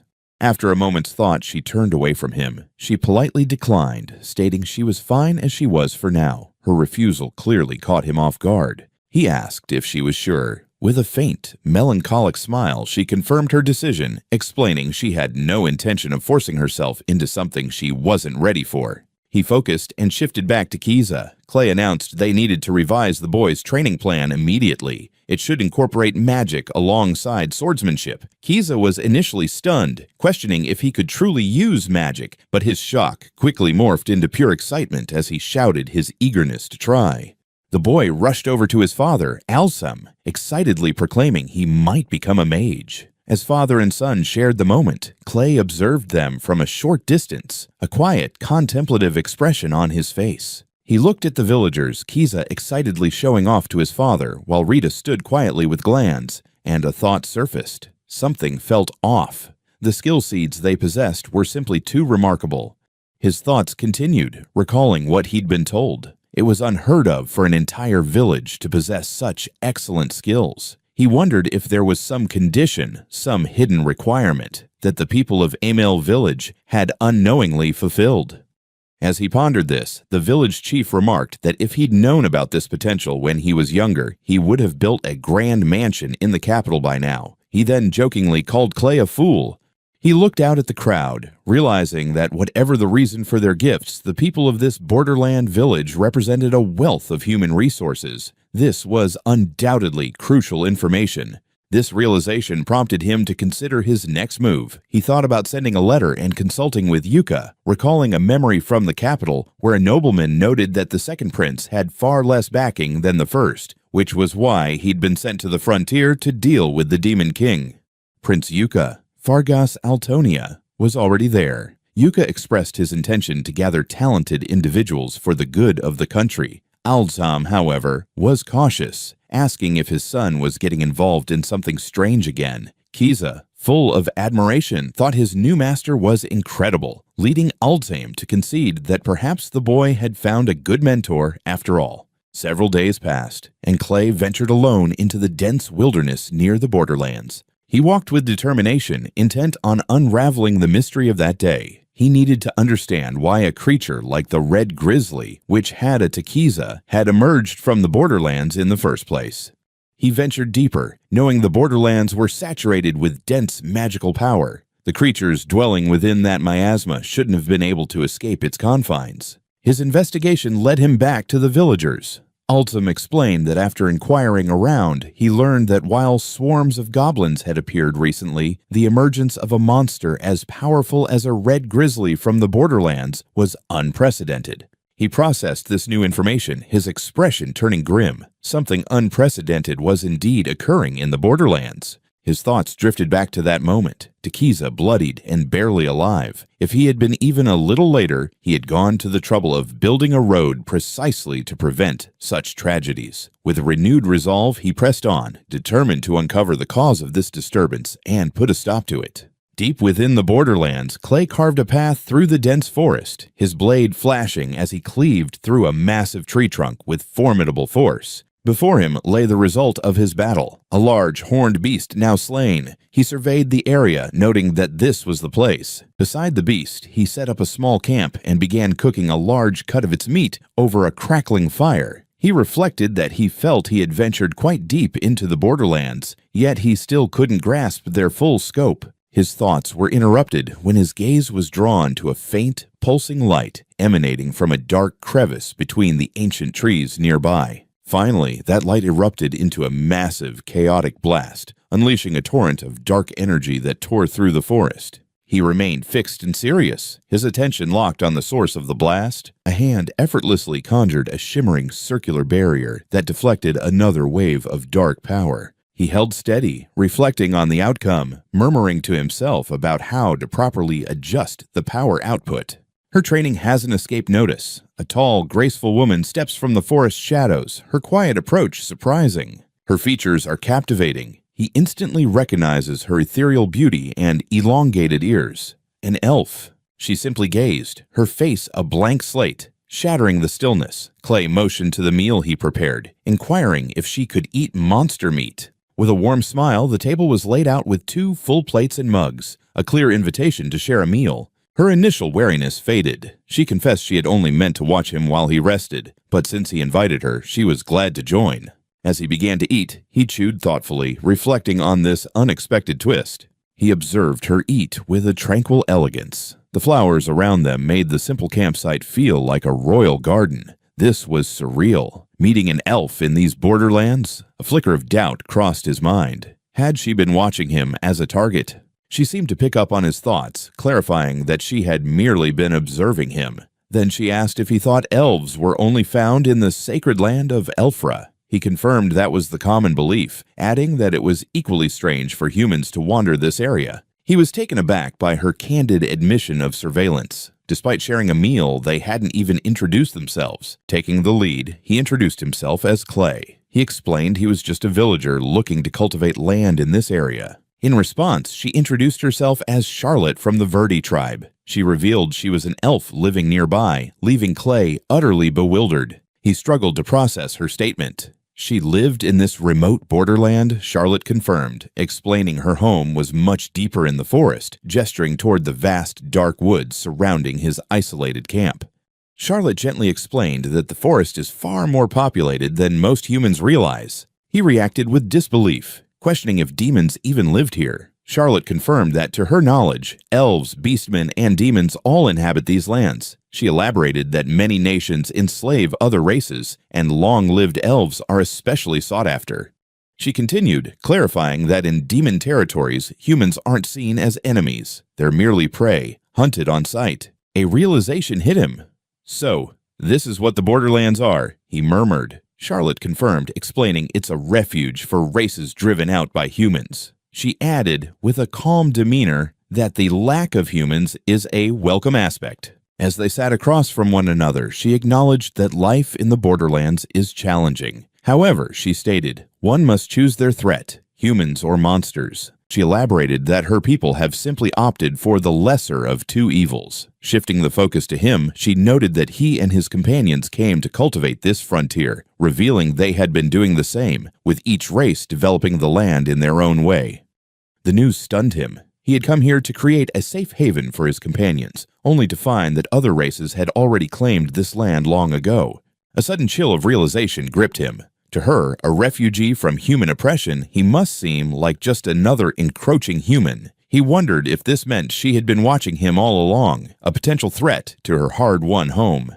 She cautiously asked why she was cultivating the land, and her answer shocked him. She said it was because he was a terrifying presence. Before he could process this, she confessed she initially thought he was an assassin sent to eliminate them. Flustered, he denied being frightening, insisting he only came to investigate and had no intention of fighting. Charlotte looked down thoughtfully, acknowledging that this now seemed to be the case. He listened as Charlotte continued her explanation. She asked if he was truly unaware of the multitude of spirits that had gathered around him, stating that from the elves' perspective, his very presence was a threat. Her words prompted him to look around, and for the first time he noticed it. The air was thick with countless glowing orbs and ethereal, butterfly-like spirits swirling around him. He could only manage a sound of pure confusion. He turned his head away, a bead of sweat trickling down his temple, utterly speechless at the revelation. Binding his voice, he insisted there was no way he could have known. He questioned her, asking if only elves with their innate spirit magic could perceive such beings. He reasoned internally that as a human, seeing spirits should be impossible. He recalled Tarita mentioning he had a certain aptitude for it, but hearing it from an actual elf, a member of a race intrinsically connected to spirits, made the reality undeniable. He then asked the obvious question, why were so many spirits gathered around him? Charlotte explained that long ago, There was a clan known as the Spirit's Beloved Children, who, much like him, had the ability to attract spirits in great numbers. She continued her tale, describing how when a woman from this clan became emotional, the spirits would respond, manipulating the weather to match her feelings, causing torrential downpours or intense heat waves. Clay listened, finding the story somewhat hard to believe. The story took a dark turn. Charlotte revealed that ultimately, the woman had exploded, leaving behind a massive crater several kilometers wide. The sheer scale of the destruction left Clay exclaiming that such power was far too dangerous. She then made her point clear, asking if he now understood her caution. It was only natural to be wary of a man who was essentially a walking bomb near her home. Clay, looking troubled, had to admit he couldn't argue with her logic.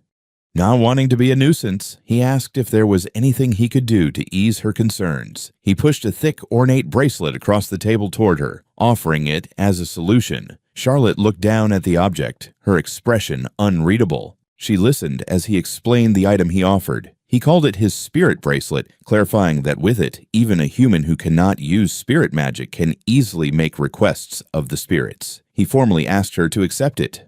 He sought to confirm his understanding, asking if the spirits would now obey his requests. She affirmed this, and he realized that with the bracelet, he could finally give them direct instructions. Surprised by her generosity, he asked if she had come all this way just to deliver the item to him. She confirmed it, adding that she was simply being honest in her assessment of his character. Flustered but grateful, he accepted the tool. His fingers closed around the ornate diamond-patterned bracelet. With her tasks seemingly complete, she announced her departure. He stopped her, however, stating he had one last question. He asked if she had noticed any recent changes in the surrounding area. She seemed puzzled by the question, so he clarified that he wasn't referring to himself. He explained that a red grizzly had recently appeared in the nearby fox forest. At the mention of the beast, her expression shifted to one of understanding. She confirmed that there had indeed been a stir about a powerful monster appearing nearby. He pressed further, asking if she had any idea what might be causing it.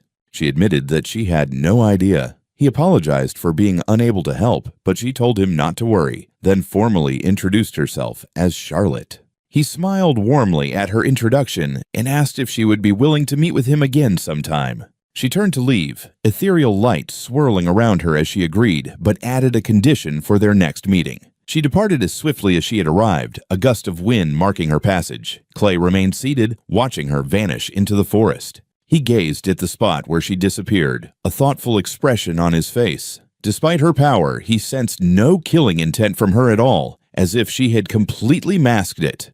His gaze fell to the bracelet she had given him. While she had seemed friendly, he concluded that she was not someone he could trust just yet. He sat alone in the quiet clearing, contemplating their shared circumstances. Since they both lived on the fringes of society, he thought, perhaps it would be beneficial if they could find common ground.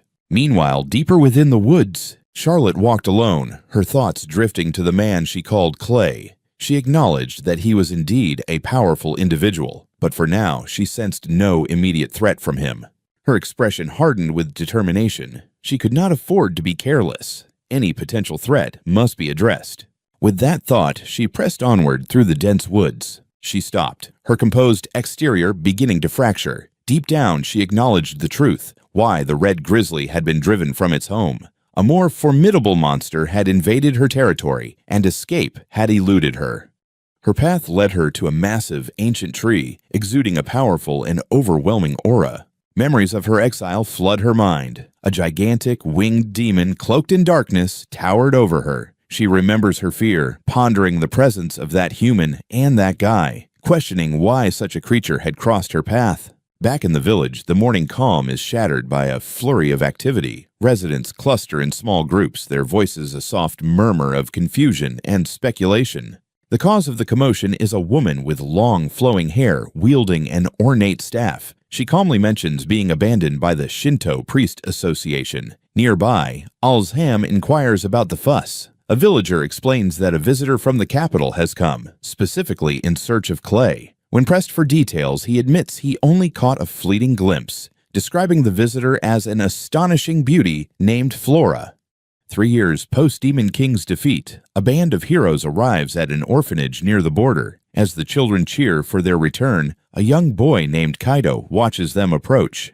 Yuka comforts the thrilled children, assuring them that with the local monsters vanquished, they can now play outside without fear. As they erupt in gratitude, Clay quietly asks Flora if she is the one supporting this church orphanage. She affirms, stating she simply wishes to help.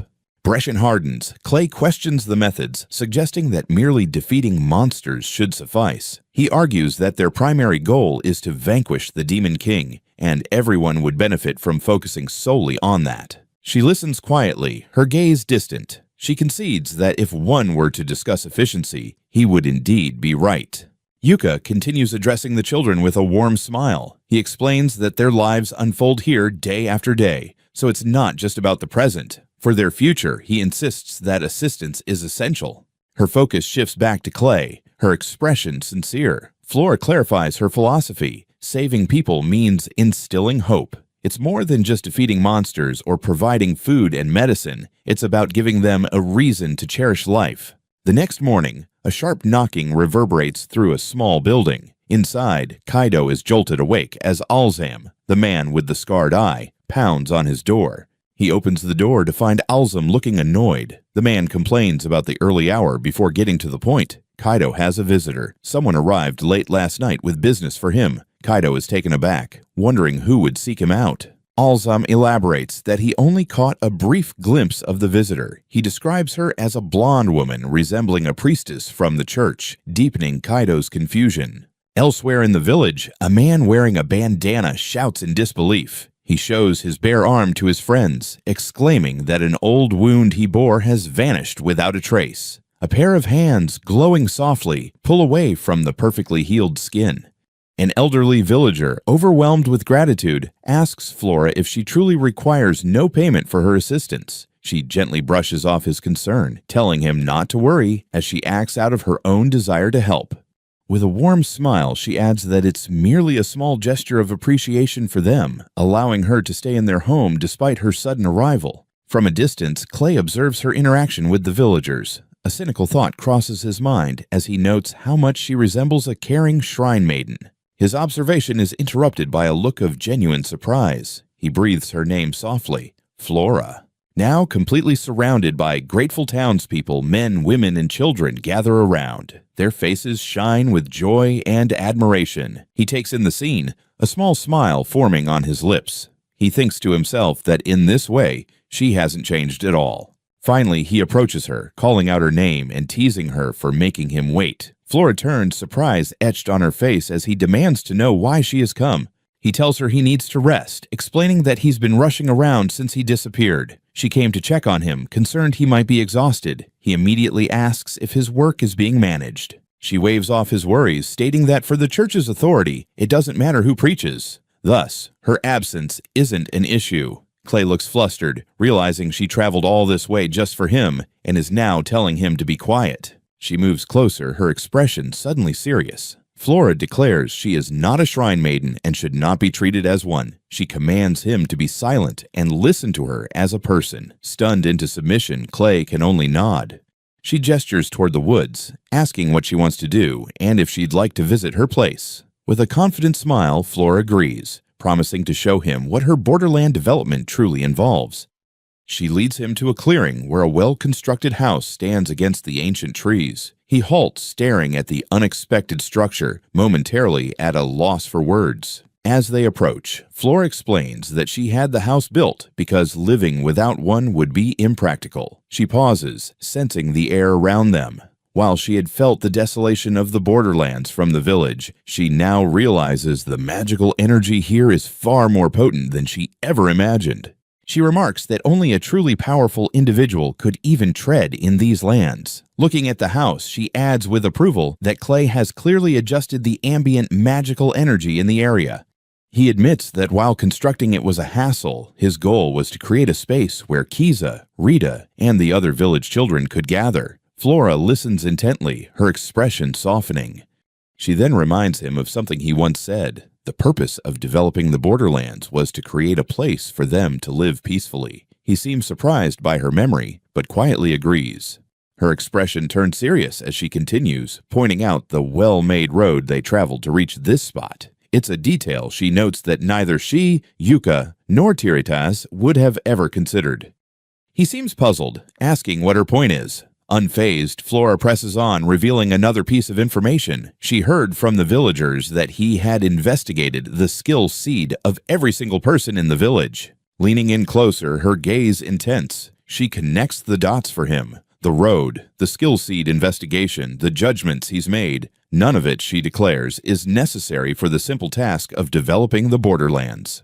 Her words hit him like a physical blow, leaving him wide-eyed and utterly speechless as the weight of her accusation sinks in. He remains silent as Flora smiles, observing that he has grown quite attached to the villagers. His gaze drops as he quietly admits that he was indeed affected. Looking up with a gentle expression, he concedes that perhaps she is right. He gestures toward the house, explaining that he was only able to build it thanks to his disciple. From a distance, Flora's voice rises in alarm, questioning who this disciple is and what would happen to them if something were to occur to him. The next day, inside the newly built home, Clay, Flora, Yuka, and Rita gather around a table. Flora cheerfully explains her connection to Clay, and Rita realizes she must have known him from her time in the capital. With a bright smile, Flora confirms this and formally introduces herself to everyone. As Rita blushes, Flora suddenly grabs her, insisting she listen. She launches into a loud complaint, declaring that Clay was awful for going to the capital for an entire month without sending her a single letter. Clay overhears her outburst, remarking that they are getting close rather quickly. Rita, however, defends him, telling Flora that she doesn't believe Clay is such a cold-hearted person. In truth, Clay had struggled immensely with the task. He sat surrounded by crumpled drafts, unable to articulate his thoughts for Flora. He believed she was too busy to care about his letters and thought that if he wrote and discarded them enough times, he would be forgiven for his silence. Returning to the present, Flora's question cuts through his thoughts. She points out that he had, in fact, sent a letter to Yuka. The revelation hits Clay, leaving him visibly shocked and speechless. Stammering, he asks how she knew. Flora leans in, explaining that Yuka received his letter, became worried, and informed her. She points out that if he's concerned about business, Yuka is far more occupied than she is. He tries to downplay it, claiming it was just a formal report related to Yuka's political affairs. As Rita listens silently, Flora comments on how close the two of them truly are. Clay agrees, adding that they've been traveling together for about 4 years. The conversation captures the attention of the others in the room. Alzum, sitting across from them, interjects with a question. Just the two of you?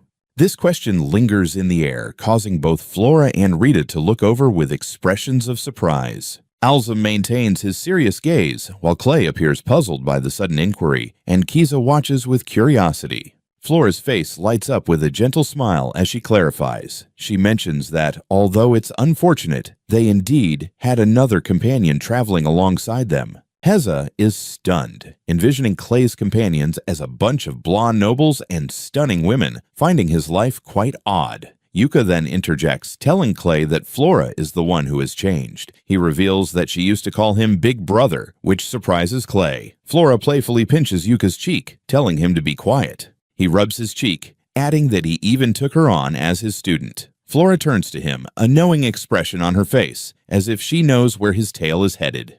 The discussion shifts as Alzum reveals his intentions. He shares that his inquiry into the skill shield was mainly to grasp the essence of Kiza's training. Seizing the moment, Flora offers her help, stating she can teach him if it pertains to magic. She then inquires about the type of skill shield he was interested in. Clay visibly tenses at her offer. He hesitates, a troubled look crossing his face as he contemplates the consequences. Flora clutches her head in disbelief, her eyes wide and sweating as she processes the weight of what she's just learned. Meanwhile, Alzum, Kaido, and Rita receive news about their new classifications. Alzum is now a guardian warrior, Kaido a magic swordsman, and Rita a high-class magic toolmaster. Laura bursts out, declaring that it's all incorrect. She argues that a rare skill shield appears in only 1 out of 100,000 individuals. Thus, it's impossible for 3 to exist in a single village. Alzum watches with a skeptical expression. Clay explains that while there is a distinction, all the villagers possess a skill shield that draws from the capital's energy. 4 questions what he means. Clay, looking troubled, admits that it's merely his theory, but he suspects the skill shields might be fueled by magic. He continues, theorizing that the quality of a skill shield enhances based on the magic density in the area where one is born. He suggests that the rich magic of the surrounding forest, which breeds powerful beasts, could account for the villagers' unique talents. Alzum concludes that this phenomenon could also apply to humans. Flora realizes that if his theory holds true, Emil Village is a perilous place, a breeding ground for extraordinary skill shields. The others are left speechless by the revelation. Alzam, looking serious, comments that it's a grave issue and admits he's a bit frightened. His fear morphs into accusation as he grabs Clay, demanding to know why he didn't mention their remarkable skill shield sooner. He reminds Clay that he had told him this when they parted. He forcefully explains that if the existence of superior skill shields in Emil Village becomes common knowledge, he can't fathom the consequences. He warns that people might be forcibly relocated, and there's even a chance that the royal family or nobles would come to crush the village. He smiles faintly, admitting that the issue is that the skill shields are too impressive. He's relieved they finally grasped the situation, confessing that he was worried everyone thought he was just being a pessimist.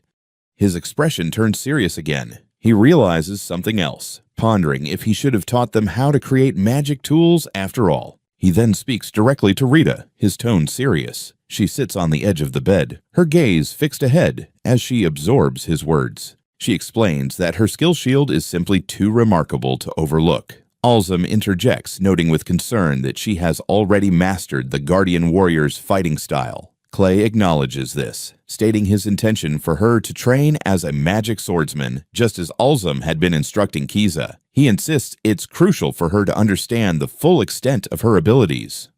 Her face flushes as she looks away, unable to articulate a complete thought. She merely stammers a response. The truth is, she had never contemplated such aspirations. She had no grand ambitions, no desire to become something greater. Her only wish was to continue living a quiet, peaceful life in her village. A new voice interrupted her thoughts. A woman with a knowing smile addressed her, suggesting it would be a great disservice to both Clay and Kiza to receive guidance from someone so skilled without any ambition herself. She pointed out that Rita had no intention of becoming a magic toolmaster. Rita looked up, surprised. The woman continued, her smile unwavering, proposing a straightforward solution. If Rita had no specific dream, then she should simply strive to become the person she wished she could be. The potential she implied was well within her reach. Inside a well-lit room, Kaito, Rita, Alzam, Kiza, and the confident woman gather around a table, deeply engaged in discussion about their future paths. As the conversation continued, Rita's thoughts turned inward. She felt unaccustomed to this new direction but steeled her resolve, deciding she had to at least give it a shot. Sensing her uncertainty, the confident woman offered some gentle advice. She explained that what Kaido was suggesting was merely one of many possibilities for Rita's future. If she later chose against becoming a magic tool craftsman, the experience would not be in vain. He chimed in, adding that he had used his appraisal ability and confirmed her aptitude was so strong that she shouldn't confine herself to being just an appraiser. The confident woman agreed, stating that the goal was simply to expand her future options. Rita listened intently, her expression thoughtful, her doubts eased by their encouragement. A new determination settled over Rita. She looked up, her voice clear and resolute, declaring that she wanted to try her hand at making magic tools. With her decision made, the confident woman smiled, stating that the matter was settled. Kaido then turned his focus to Kiza and Alzum, inquiring about their choices. Kiza reacted with shock, questioning if he was also included. He elaborated on his reasoning, explaining to Alzum that the path of a magic swordsman was more versatile than he might think. Kaido assured him that with his talent for both shield arts and magic, he had the necessary skills and could quickly learn the basics of magic tool creation. His words gave Alzum pause. He stroked his chin, recalling that Kaido had mentioned this before. Still, the idea of learning to wield magic at his age felt surreal. Kaido countered the man's skepticism with firm reassurance. He insisted that as long as one recognized their own talent, it could be nurtured at any time. It wasn't too late. The confident woman then suggested that Alzum and Kiza could learn together. With everyone on board, Kaido stood, his voice filled with purpose. He announced that they should start immediately, revealing that he had already set up a workshop in the basement for their training. He placed a small, smooth wooden board on the workshop table, setting a finely crafted pen beside it with a soft click. He looked at the board with curiosity. He explained that it was made from trantwood and asked if she knew what trant was. If she could respond, Kiza eagerly declared that he knew it was a type of tree monster. Kaido confirmed this, adding that the material was something he had possessed for a while, as trants are not found nearby. From a Borderlands trant, it was explained that it possessed immense magical power, making it too challenging for a novice to handle. However, this same potency meant that certain parts of the wood were perfectly suited for crafting combat-oriented magic tools. He noted that there seemed to be a matter of compatibility with materials. Kaido affirmed this, emphasizing that in magic tool creation, one must carefully examine the type and properties of the components. He posed a question to the others, asking if they didn't think they needed to study. He compared it to swordsmanship, where learning forms and techniques is, in itself, a kind of study. With the principle established, he presented their task for the day: to create an ignition magic tool. He explained that the device used for starting fires would be useful both at home and during travels. He placed the finished tool on the table, instructing everyone to replicate the magic circle onto their own boards as accurately as possible. He held up the pen, explaining that drawing a magic circle requires one's own magic power, not ink. A steady, constant flow of energy is essential, not too strong, not too weak. It's a skill that demands considerable finesse in magic manipulation. However, he revealed that the pen he had specially crafted for them would automatically draw upon a user's magic and release a fixed amount. For today, he told them they should focus solely on accurately drawing the circle without worrying about power control. As the lesson began, the confident woman remarked that Kaido's self-regulating pen was a brilliant invention. Alzum, examining his own pen, agreed, noting that it effortlessly handles the magic manipulation that causes students at magic schools to give up after just half a year. Shortly after, Rita announced that she had completed her work. Kaido examined her creation on the wooden board and was impressed. He noted that the magic circle was nearly flawless and should be more than sufficient to activate. A hopeful Rita asked if he was sure. In response, he suggested they test it. With a soft click, he placed a small magic stone onto the designated spot beside the circle. The stone immediately activated the inscription, and a small, controlled flame flickered to life at the center of the board. Rita gasped, her eyes wide with amazement, and her hands clasped tightly in front of her. She stared at the flame, whispering in awe that it had lit up. Kaido smiled, confirming that she had drawn the magic formation correctly. He remarked that while this level of magic usually requires much more training, her success on the very first attempt clearly showcased her talent.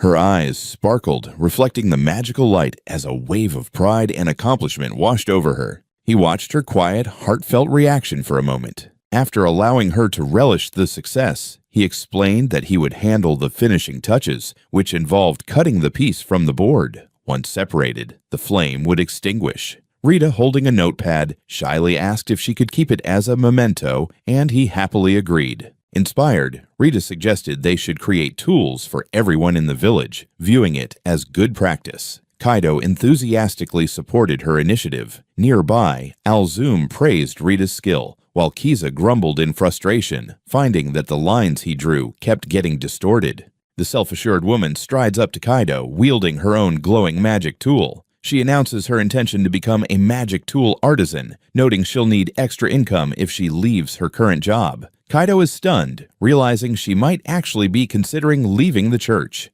Days later, he walks alongside the self-assured woman, who notes that while Rita and Keese have improved their magical control, they still have a long way to go. Yet, she acknowledges that nearly everyone can now draw the magic circles. She glances at him, a faint smile gracing her lips, and comments on how it's impressive to see him teaching while also crafting tools. He looks away, a subtle movement. Their route takes them down a staircase aglow with magic, the lamps casting a gentle light on the stone steps. As they stroll through the illuminated grounds, the self-assured woman remarks on the extravagance of using monster-repelling magic for simple streetlights. He agrees, expressing his wish to eliminate any potential monster threats for the village's safety. She recognizes the importance of the streetlights, but emphasizes that the crucial project is land development. He confirms they are gradually expanding their territory, prompting her to inquire about the main obstacle. Sergei sharpened as she ventured a guess, suggesting she understood why he couldn't move forward with the development. His gaze fell to his arm, where a faint glow emanated from a band on his wrist. He looked up, asking if she meant the cursed arm. He nodded, explaining that while the curse was significant, he could easily remove the armlet. His expression shifted as he inquired if she was the elf from the borderlands he had heard about. Her composure faltered as she demanded to know how he was aware of that. He raised his arm, the ornate band glowing softly. He explained it was called the Armlet of the Spirits, and the elf Charlotte had told him it was due to a large number of spirits gathering around. He continued, sharing that because of this dangerous gathering, Charlotte had instructed him to use the armlet to disperse the spirits. However, he admitted that since he couldn't see the spirits himself, he had no way of knowing the full truth of the map. One thing was clear to him. The armlet he wore had a single specific effect. All around him, the air shimmered with countless unseen spirits he had described. The self-assured woman absorbed his words. A spirit from the borderlands, one that wished to be separated from him. She realized she needed to verify the truth herself and recalled her conversation with the elf Charlotte, deciding she must speak with her again. Meanwhile, Kaido was lost in thought. He had hoped to avoid Charlotte, but the cursed armlet left him no choice. He had to find her, and time was of the essence. Standing firm under the moonlight, he made his choice. He would seek her out himself. He declared that he would set off to find the elven settlement the next day. His sudden announcement caught the self-assured woman's attention. "An adventure," she exclaimed with a determined grin. "Sounds good. I'm coming with you." Kaido was completely taken aback by her eagerness. He questioned her, asking if she had any objections. She clarified that she hadn't traveled this far just to rest. She wanted to accompany him. Then, blushing slightly, she corrected herself, admitting that wasn't entirely accurate. She had come because she wanted to have fun with Clay. Looking at him earnestly, she asked, "So, I can't—" He was left speechless, staring at her as she met his gaze with genuine anticipation. After a brief moment of hesitation, he relented. "All right," he agreed. "Let's go together." She cheered, declaring that was how it should be, and they ventured into the woods.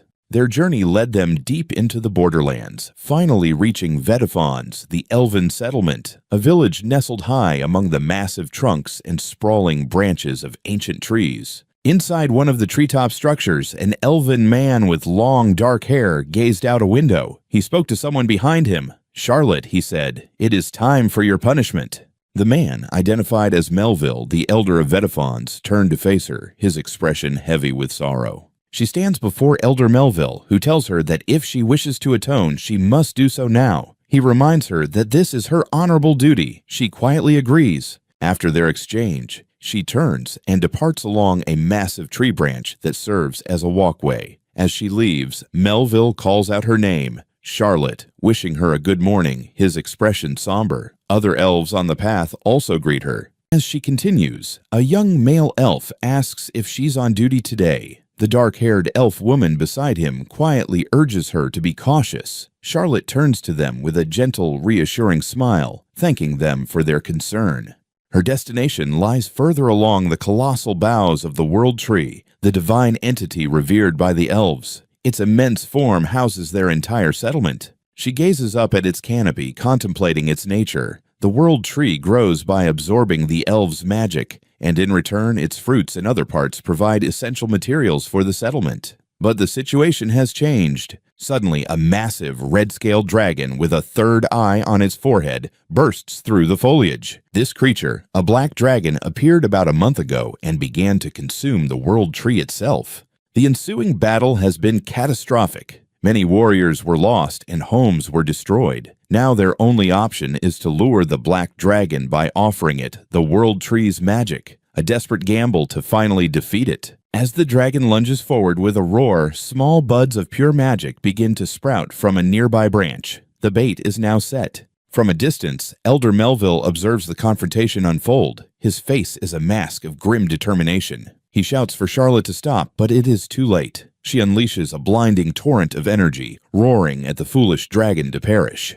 The beast, however, is impossibly swift. It sidesteps the blast with contemptuous ease, a cruel grin spreading across its face as it looms over the now terrified elf. Her attack is futile. Charlotte collapses to her knees in despair, questioning what this all means. Just then, Kaido arrives, calling out her name in alarm. She is lost in her terror, tears streaming down her face as she pleads for anyone at all, to save her. Far away, the narrative shifts to the imposing royal capital. Within its walls, in a grand office, Duke Conrad sits at his desk, poring over official documents. He clicks his tongue in annoyance, reading a report. He expresses his irritation that the commoners appointed by the second prince are achieving results so swiftly. Complaints continue to a shadowed figure. He notes that the hero Yuka's origins are being scrutinized and that the church is sending priests to the borderlands, giving the people a chance to appeal judgments. This matter has become a significant topic of discussion. His frustration boiling over, he slams his fist on the desk. He scoffs at the notion of a hero who defeated the Demon King being made a fool of, declaring that for now, they will simply have to wait and see.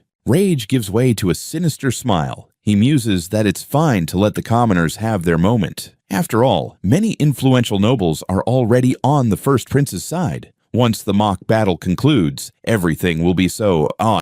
He mused that the mock battle would be a grand affair, a large-scale event to gather the populace. To him, it promised to be quite an amusing festival, turning his attention to his unseen associate. He inquired about the state of their preparations. With a knowing smirk, he then asked if his conspirator had managed to acquire what they sought in the underground. In the darkness, a hooded figure smiled, revealing the powerful chained torso of a captive. The hooded figure affirmed their success.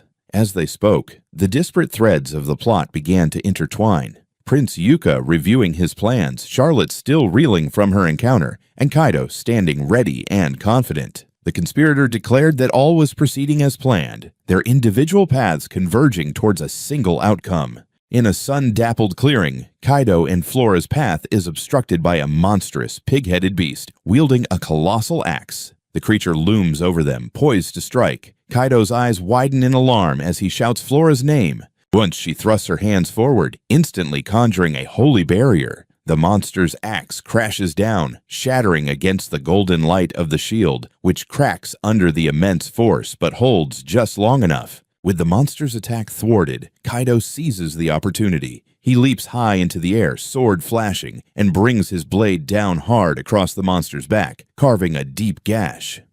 After the battle, they continue their journey. Flora notes that since entering the borderlands, they've encountered nothing but monsters, with no sign of the elves they seek. Kaido, patting a large slab of meat he has stored away, remarks that he thinks it's about time they found them. He adds that their monster hunting has been quite successful, mentioning that the meat from the great orc was delicious, and she wouldn't mind if more appeared. Kaido, however, looks concerned, pointing out that if this continues, they'll have more meat than they can consume. He worries that a year's supply of just one type of meat would be problematic. He suggests they could offer it to the people of Elmville Village. This gives Kaido pause. He wonders if they would want the meat of other monsters and questions whether it would even be palatable. Drifting back to a tale Tereda once shared, he recalls lands where goblins are consumed. Flora's face pales, horror etched on her features as she demands to know if it's true. He elaborates, stating their strong odor makes them inedible in their natural state, yet soaking them in spices can mask the smell. Flora is appalled, insisting the odor isn't the main concern. Tereda remembers that goblin meat pairs well with alcohol and admits he'd be curious to try it if he had the recipe. Flora, frustrated, points out that Tereda was eating it solo, shocking Kaido with sudden clarity. The discussion halts abruptly as a formidable presence looms over the forest. Flora calls out his name, concern lacing her voice. Kaido gazes upward, his expression darkening as he recognizes the source. It's a dragon. Flora stands firm as a massive three-eyed dragon descends. It's Manga. As its shadow envelops them, she raises a hand, readying a defensive spell. The ground shakes with a thunderous impact. Unfazed, Flora asks for his thoughts. He notes it's rare to encounter a black dragon. His gaze remains fixed on the creature. A curious thought crosses his mind. Could it be tasty? Flora responds that she has no clue, having never tasted a black dragon. The dragon suddenly propels itself into the sky. He wonders if it's retreating or gearing up for an aerial assault. Flora declares that flying is a foolish choice, asserting her barrier is unbreakable and she'll teach the beast a lesson. The dragon crashes against the invisible barrier, recoiling with a loud thud, shock evident in its eyes. Flora comments that it's proving to be unexpectedly troublesome. Stunned but not defeated, the dragon hovers and unleashes a torrent of black flames. Flora identifies the dragon's breath while Kaido sharpens his focus, his left eye glowing as he assesses the attack. His analysis reveals the blast's true nature, a dark attribute magical attack, significantly stronger than a typical breath weapon. He realizes the dragon is refining its magic to boost its power. A predatory grin spreads across his face as dark energy swirls around his mouth. So this is what it feels like, he muses, activating his own ability, mimicry. He opens his mouth, unleashing an identical torrent of black flames, a flawless replica of the black dragon's breath. The beast can only stare, disbelief filling its wide eyes. Two streams of dark energy collide in a cataclysmic explosion. The force hurl sends the dragon reeling backward, its jaw scorched and smoking as a cry of pain escapes. The dragon glares at Kaido, sensing a powerful miasma emanating from him. It hisses, accusing him of having killed many to possess such an aura, and as it speaks, a strange pattern swirls in Kaido's eye. Clay steps forward, sword in hand, a chilling smile on his face. He tells the beast it's unfortunate it chose to attack them, promising to devour it completely for a peaceful rest. Provoked by the threat, the three-eyed dragon roars furiously and lunges, its massive jaws snapping wide. Clay stands firm, sword raised to meet the charge, while Kaido observes from behind. The creature's lunge falters, and with a ground-shaking crash, its enormous body collapses. Dust and smoke billow from the impact, leaving Kaido standing alone before the vanquished beast. Later, Flora approaches Kaido with a warm smile, praising his efforts. Her voice is gentle as she says, "Good work." He looks up at her, reflecting on the battle. He admits that while she dealt with the Black Dragon's attack, she also erected a complex, large-scale barrier, a feat even his mimicry couldn't replicate.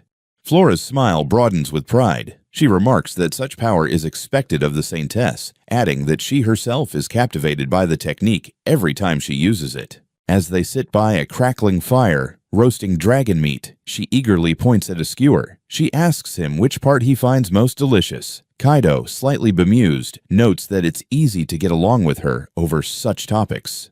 A small campfire casts a warm glow over them, starkly contrasting the immense shadowy form of the slain dragon lying just beyond their camp. She takes a large bite, her expression lighting up with pure joy. She declares it incredibly delicious, the best dragon meat she's ever tasted. Kaido, surprised, asks if it's really that good. She listens as Kaido explains that while the dragon meat has restorative properties, it's hardly a proper meal. He suggests they find the elves he mentioned, proposing a walk through the forest as a change of pace. Flora agrees, eager for the journey.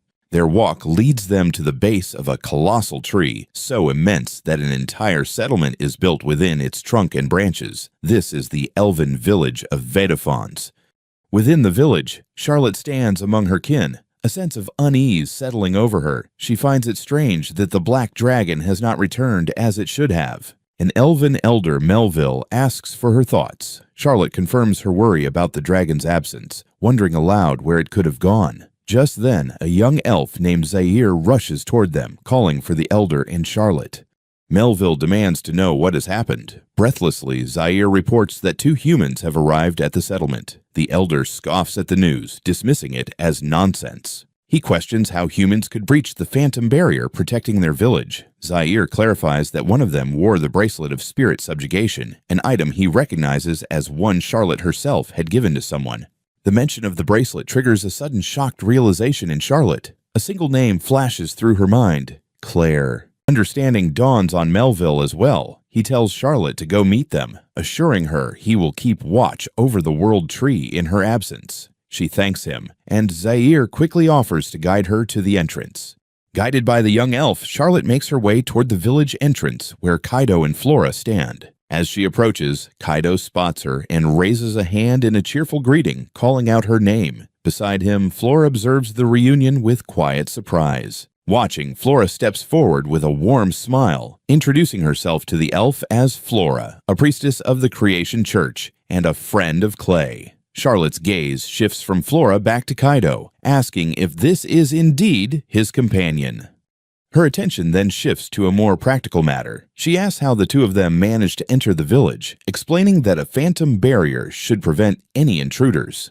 He casually replies that while he noticed an elven settlement, he hadn't been paying much attention and simply analyzed the barrier structure to break through it. Flora stares at him, utterly astonished by his nonchalant admission. Then she changes the subject, mentioning they were about to camp in the nearby forest for the night as it was getting late. Seizing the opportunity, Flora brightly asks if the settlement has no accommodations for them. However, Charlotte seems lost for words.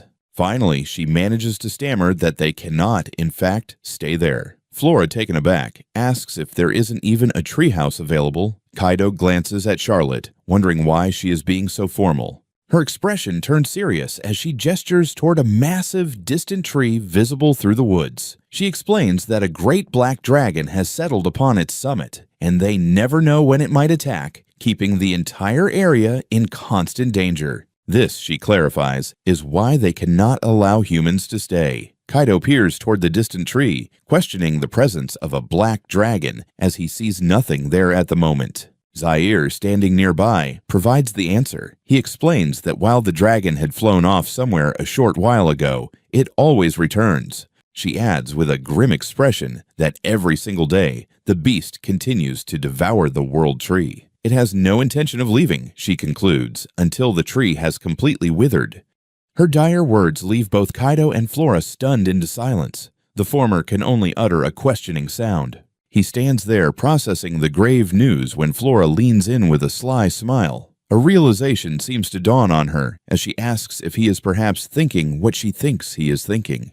He stammers, trying to find the right words to explain his intentions to Flora. His hesitation is interrupted by Charlotte, who looks at him expectantly and asks what became of the black dragon. Kaido trails off, struggling to explain that he and his companions had defeated it. He announces this with a confident smile, leaving Charlotte, Zaire, and Flora utterly stunned. Disbelieving, Charlotte repeats the question, asking if he truly managed to defeat the beast. His confirmation only deepens Charlotte's shock. She recoils, her face a mask of horror as she asks if he ate it. Flora, however, beams with excitement, confirming that he did. The proof of his victory, it seems, is now digesting in his stomach.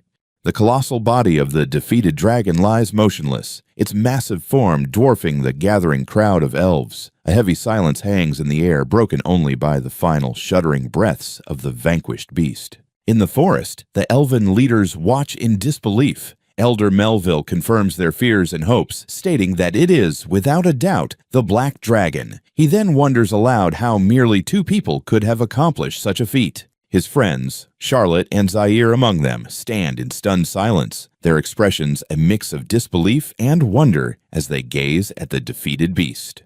Kaido, taken aback by Charlotte's shaky voice, seeks reassurance as she asks if the Black Dragon's defeat is truly real. Flora watches, surprised by the intensity of her feelings. Tears of relief cascade down her cheeks. She shares that the nightmare they all feared has finally ended, freeing them from their long-held despair. The burden of their fears begins to lift. The other young elves, including Zaire, mirror her astonishment, their minds racing to grasp the reality of their unexpected deliverance. That initial shock transforms into a powerful surge of emotion. Tears fill their eyes as the weight of their prolonged suffering is finally lifted. A jubilant cheer erupts from the elven crowd. Their voices unite in a triumphant roar, celebrating their newfound liberation from the dragon's oppression.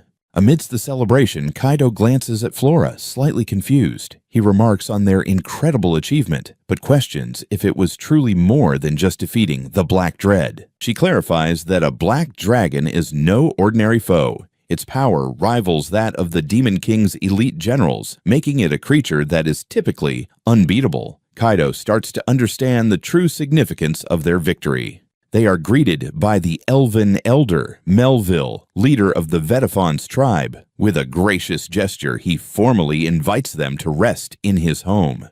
He leads them to a magnificent dwelling, intricately woven into the forest, illuminated by soft, ethereal lights. Inside, he and Charlotte bow deeply together. Melville speaks for his people, expressing their heartfelt gratitude for saving not just their settlement, but the world tree from destruction.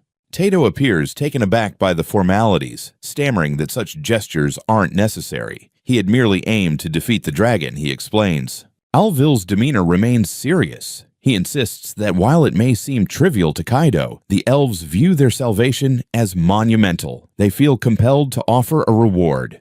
He inquires if there is anything they wish for that the elves could provide. Kaido pauses, his mind racing with possibilities as he contemplates what he might desire. His contemplation concludes. With resolve, he makes a single request, permission to develop the borderlands. The request surprises the elves. Melville repeats developed, clearly confused. Noticing their reaction, Kaido quickly reassures them he won't insist if it's unfeasible. After a moment of reflection, Melville agrees it's a reasonable idea. However, he notes that for someone of Kaido's strength, there's no pressing need to safeguard the area. The term protect leaves Kaido puzzled. He reveals a core belief of his people. The Vetafon's elves, he explains, hold an ancient legend. They believe the gods entrusted them with a sacred duty to shield the human realm from the dangers of the borderlands. This land is a special trust given solely to them. Laura turns to Kaido, questioning the elder's explanation. She points out that humans are already being pushed into the borderlands, and if they think elves are protecting them, ordinary folks will simply avoid venturing deeper. She finds the whole situation odd. Kaido, looking troubled, can only stammer an apology.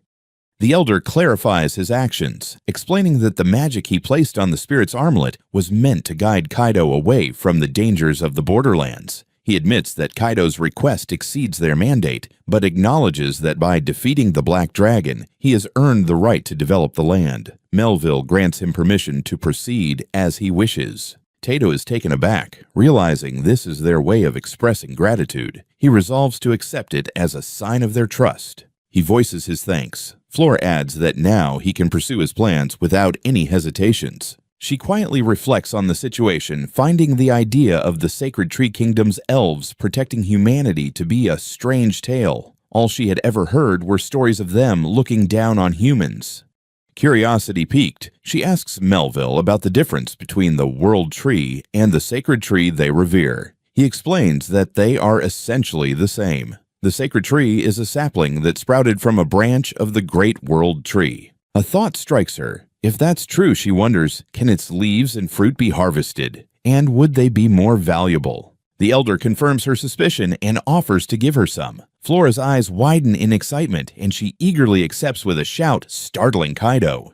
With a knowing smile, Melville produces a small, intricately designed vial. He announces that he will also give them this, an elven secret medicine. He presents the vial of Taquito, explaining that the medicine is a crystal of life from the World Tree, created as part of their sacred mission. He offers it as a tribute, a gift for saving their future. He hesitates, questioning if he can truly accept such a precious item. Melville reassures him, explaining that as long as they offer prayers to the World Tree, the secret medicine can be recreated. The elder encourages him to take it without worry, adding that he would also assist with the development of the borderlands. Standing beside Charlotte, Melville makes a formal promise. He declares that the Vetafon's elves will support Lord Clayor's development efforts, and Kaido should call upon them whenever he needs help. Kaido stared back, his eyes wide with disbelief and gratitude, a single bead of sweat tracing a path down his temple. His hands gently closed around the crystal offered by Melville, and he managed a quiet word of thanks. With the agreement sealed, a joyous celebration erupted. Zaire let out a boisterous cheer, raising his mug high amidst the crowd of celebrating elves. The feast continued with great energy, the long tables laden with food and drink. Kaido sat among the elves, sharing a drink and engaging in pleasant conversation. He observed the festivities, a warm, contented smile gracing his features, genuinely happy to be in their company. Several days later, in a tavern in Emile Village, a man recounted a harrowing tale to his companion. He described being surrounded by 5 goblins, certain that his end had come. He continued his story with dramatic flair, explaining that a sudden bolt of lightning had erupted from behind him, striking down all the goblins in a single blinding flash. The storyteller concluded, his voice filled with awe. When he dared to turn and see his savior, he found an elf standing there, Charlotte, with Kaido just behind her. As she and Kaido walked through the village, he remarked on the positive changes. The elves were now entering the Borderlands forest, and he'd heard from Alzin that they were helping protect the villagers. It seemed everyone was getting along well. She turned to him with a bright smile, stating that with the ELF issue resolved, they could finally restart the development of the area. She then asked what she could do to help. Kaido, taken aback, questioned if she wasn't planning on returning home. She explained that she liked it here. Since Clayhurst, Kaido was creating a place where she could feel at ease, so it was only natural for her to stay. She mused that she never expected to interact with villagers and elves, having specifically chosen a remote borderland to be alone. Leaning against his shoulder with a contented expression, she confessed her fondness for the people of Emil Village and the elves. Unlike in the capital, she added, no one here looked down on her. Her tranquil mood shifted abruptly. She threw a fist in the air, suddenly remembering that Yuka's mock battle was happening soon. Whether she returned to the church or not, she realized she had to go back to the capital for a time. Kaido simply agreed. His expression grew serious as he processed her words. He understood this was an event orchestrated by Duke Conrad to demonstrate Yuka's strength to the populace, and he knew that many were anticipating Yuka's utter defeat. She noticed his pensive state and asked if he was all right, assuring him he didn't have to force himself to go. Kaido paused, touching his chin in thought. He had to admit he didn't want to see Yuka fight.